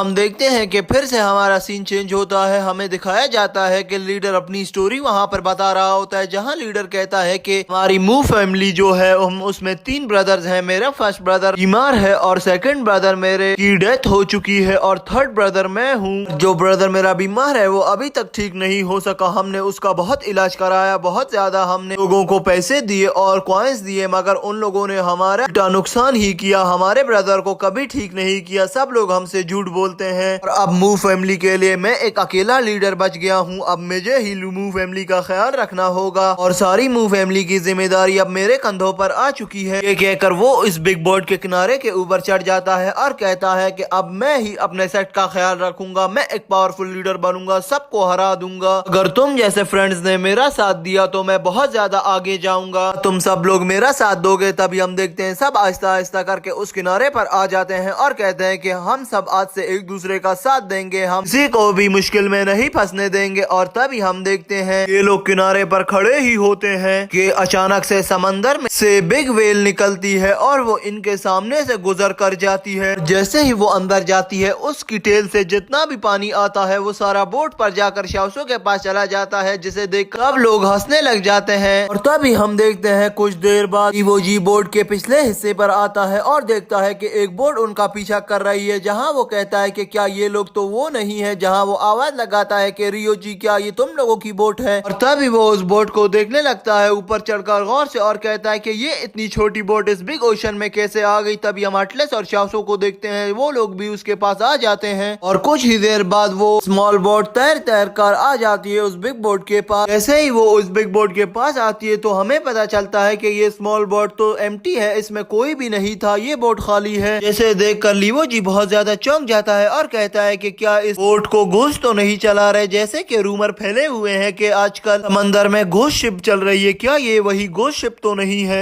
ये भी एक नया तरीका है चोरी करने का। जहाँ हटलेस यहाँ पर सोच पर पड़ जाता है, जहाँ लीवोजी कह रहा होता है कि ये इनका प्लान लग रहा है मुझे कि इन लोगों ने पहले एक एम्प्टी बोट भेजी है, बाद में ये हम पर रश कर देंगे और हमारा सारा सामान लूट ना ले। कुछ देर बाद लीवोजी उस बोट को देखता है और फिर कहता है कि इस बोट में तो बहुत एक्साइटिंग किस्म का साउंड आ रहा है, मुझे जाकर देखना चाहिए। तभी वो उस बोट पर छलांग मार लेता है। जैसे ही वो उस बोट पर छलांग मारता है तो तभी वो देखता है कि डार्क रिवर का लीडर जिसका नाम सू था वो लीवोजी पर अटैक कर देता है, मगर लीवोजी यहाँ पर अपने आप को उसके अटैक से डच करवा देता है। यहाँ पर हटलेस टांगलियान सभी आ जाते हैं और सू पर अटैक कर देते हैं और लीडर भी वहाँ आ जाता है, उसके सारे गार्ड्स और सिपाही भी वहीं पर आ गए थे। और तभी हम उस सू को देखते हैं जो डार्क रिवर का लीडर था, वो आता है और उस बोट पर उतरता है, फिर कहता है कि बहुत हो गया। तभी हम देखते हैं कि उस बोट पर डार्क रिवर के काफी ज्यादा लोग अचानक से आ जाते हैं, जिसे देखकर लीवोजी की टीम बहुत ज्यादा परेशान हो जाती है और कहती है कि ये देखो हम एक प्लेन में फंस गए। वहीं पर हम देखते हैं सू कहता है कि डार्क रिवर ने तुम्हारे लिए एक तोहफा भेजा है और वो तोहफा ये है कि तुम्हें सिर्फ मारा इतनी बेदर्दी से कि तुम दोबारा से उस डार्क रिवर को कभी भी ना देख पाओ। ये कहते ही लीवोजी हटलेस और उनकी टीम अपनी पोजीशन को ले लेती है, जहां पर हम देखते हैं लीवोजी अपनी स्पिरिचुअल पावर्स को यूज करता है और कहता है कि तुम लोग शाओसो को हार्म कर रहे हो, उसे तंग कर रहे हो, उसे तंग करने से पहले तुम्हें मुझसे बात करनी होगी, मैं तुम लोगों को नहीं छोड़ूंगा। और वहीं पर ही हम देखते हैं कुछ देर तक इनकी बातचीत चलती है और वहां पर हटलेस आगे बढ़ता है। जैसे ही वहीं पर ही डार्क रिवर का एक और खूंखार लीडर आ जाता है जो हटलेस के साथ फाइट में इन्वॉल्व हो जाता है और यहाँ पर हटलेस और उस डार्क रिवर के लीडर की फाइट शुरू हो जाती है। ये पर्सन डार्क रिवर का सेकंड लीडर होता है और यहाँ पर देखते ही देखते बहुत ज्यादा पर्सन आ जाते हैं। वो अजीब से दिखने वाला लड़का भी यहाँ पर पहुंच जाता है, जिसे देखकर हम देखते हैं वहाँ से शाओसो निकलता है और सभी मिलकर एक दूसरे पर अटैक करना शुरू कर देते हैं। जहाँ हम सू को देखते हैं और जो अपना अटैक लीवोजी की ओर करता है, जहाँ लीवोजी उसके अटैक को बहुत अच्छे तरीके से डॉज करता है और कुछ अटैक तो टांग लियांग से भी बचकर जा रहे होते हैं। यहाँ पर इनकी बहुत अमेजिंग फाइट शुरू हो गई थी और वहीं पर ही वो डार्क रिवर का लीडर जिसकी फाइट हटलेस के साथ हो रही थी, वो हटलेस के सामने से बार बार गायब होकर हटलेस के पीछे से आ जाता और हटलेस को बोलता कि मैं इधर हूँ। अभी हटलेस उससे डरकर थोड़ा दूर हो गया, जहाँ हम देखते हैं कि वो सेकंड लीडर कहता है कि मैं फाइटिंग में बिजी था स्वॉर्ड डेटी से और तुम डार्क रिवर में जब लास्ट टाइम आए थे तो तुम मुझसे बच गए थे और इस बार मैं तुम्हें नहीं छोड़ने वाला। अजीब से दिखने वाले मॉन्क हम हटलेस को देखते हैं जो कहता है कि इतनी बकवास मत करो, अब मैं तुम्हें बताता हूँ, मैं अपनी स्ट्रेंथ तुम्हें दिखा कर ही रहूंगा और तुम इस बार भी मुझसे ऐसे ही मार खा कर जाओगे जैसे तुम लोगों ने और तुम लोगों के सेट के लोगों ने पहले मुझसे मार खाई है। ये कहकर वो उस पर अटैक कर देता है, मगर उसके अटैक से उस सेकंड लीडर को कुछ भी नहीं होता। वो कहता है कि थोड़ा और जोर से तो मारो हटलेस और यहाँ पर हटलेस और उस सेकंड लीडर की फाइट शुरू हो जाती है। दोनों ही एक दूसरे को टक्कर का मुकाबला दे रहे होते हैं, मगर at the and second leader उसको अपने एक जाल में फंसा लेता है। मगर यहाँ पर हम हटलेस को देखते हैं जो अपना एक टेक्निक को यूज करके वहाँ पर अपने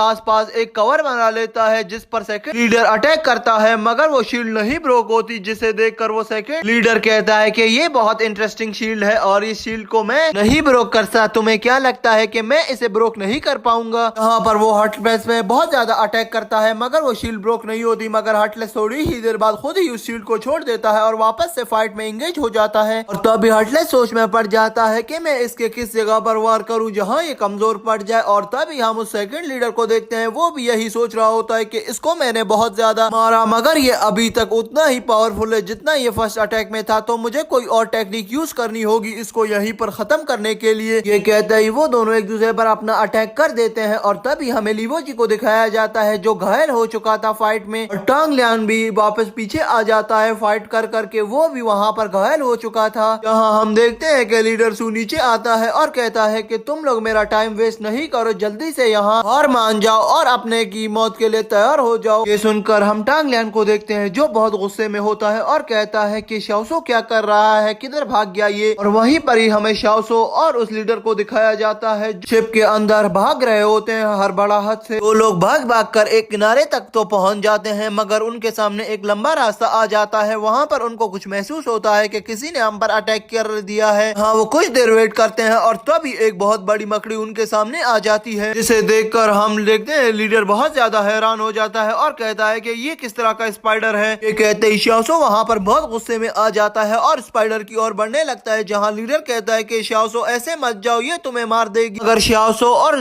स्पाइडर की वहाँ पर फाइट शुरू हो जाती है जहाँ शाओसो उसके अटैक्स को डॉज करता है। तभी लीडर देखता है कि वो दोनों तो इसकी ओर भाग रहे हैं, जहाँ लीडर भी उन दोनों को देखकर वहाँ से भाग जाता है। और तभी हमें बाहर की फाइट दिखाई जाती है जहाँ शाओसो भी फाइट करके बाहर आ गया था। तभी उस पर डार्क रिवर का एक भाई अटैक करता है मगर शाओसो उन सब के अटैक से बहुत अच्छे तरीके से डॉज कर लेता है और अपने आप को उस फाइट से निकाल लेता है और ऊपर चला जाता है। मगर वो डार्क रिवर के लोग उस पर अटैक करते ही जा रहे थे, लेकिन शाओसो यहाँ पर अपनी स्किल्स की वजह से डॉज करता जाता सारे ही अटैक को। यहीं पर ही हम डार्क रिवर की एक लड़की को देखते हैं जो एक अच्छी डिसाइफल होती है डार्क रिवर की, वो आ जाती है और वो अपने अटैक से शाओसो को पकड़ लेती है और शाओसो वहीं पर रुक जाता है। हाँ, वो लड़की कहती है कि शाओसो और कितना भागोगे मुझसे छुपकर, अब मैं तुम्हें नहीं छोड़ने वाली। ये कहकर वो शाओसो से अपने बिग नेल्स का अटैक करने लग जाती है, जहाँ वो शाओसो के करीब आती है मगर शाओसो अपने एक नाइफ से उस पर ही अटैक कर देता है। हाँ, शाओसो के अटैक की वजह से वहाँ पर एक बहुत ज्यादा विंड आती है, इसे देखकर शाओसो खुद हैरान हो जाता है और कहता है कि ये कैसे हुआ। तभी हमें पता चलता है कि वहाँ पर मेसी आ जाती है और रियो जी भी। हाँ, मेसी कहती है कि शाओसो आखिरकार मैंने तुम्हें ढूंढ ही लिया। ये कहते ही हमारा ये एपिसोड यहीं पर एंड हो जाता है। तो दोस्तों, ये एपिसोड आपको कैसा लगा? मुझे तो बहुत ही ज्यादा इंटरेस्टिंग लगा और अगर आपके इस नेक्स्ट एपिसोड का वेट है तो काइंडली कमेंट बॉक्स में जरूर बताना। वीडियो को लाइक कर देना ताकि वीडियो की रीच बढ़ सके और चैनल को सब्सक्राइब कर देना। चैनल को अपने फ्रेंड्स और फैमिली मेंबर्स के साथ शेयर करना मत भूलना। और जो एनिमी लवर्स है इस वीडियो को लाइक कर दे। तो चलिए मिलते हैं किसी अच्छी और नई वीडियो के साथ, तब तक के लिए बाय।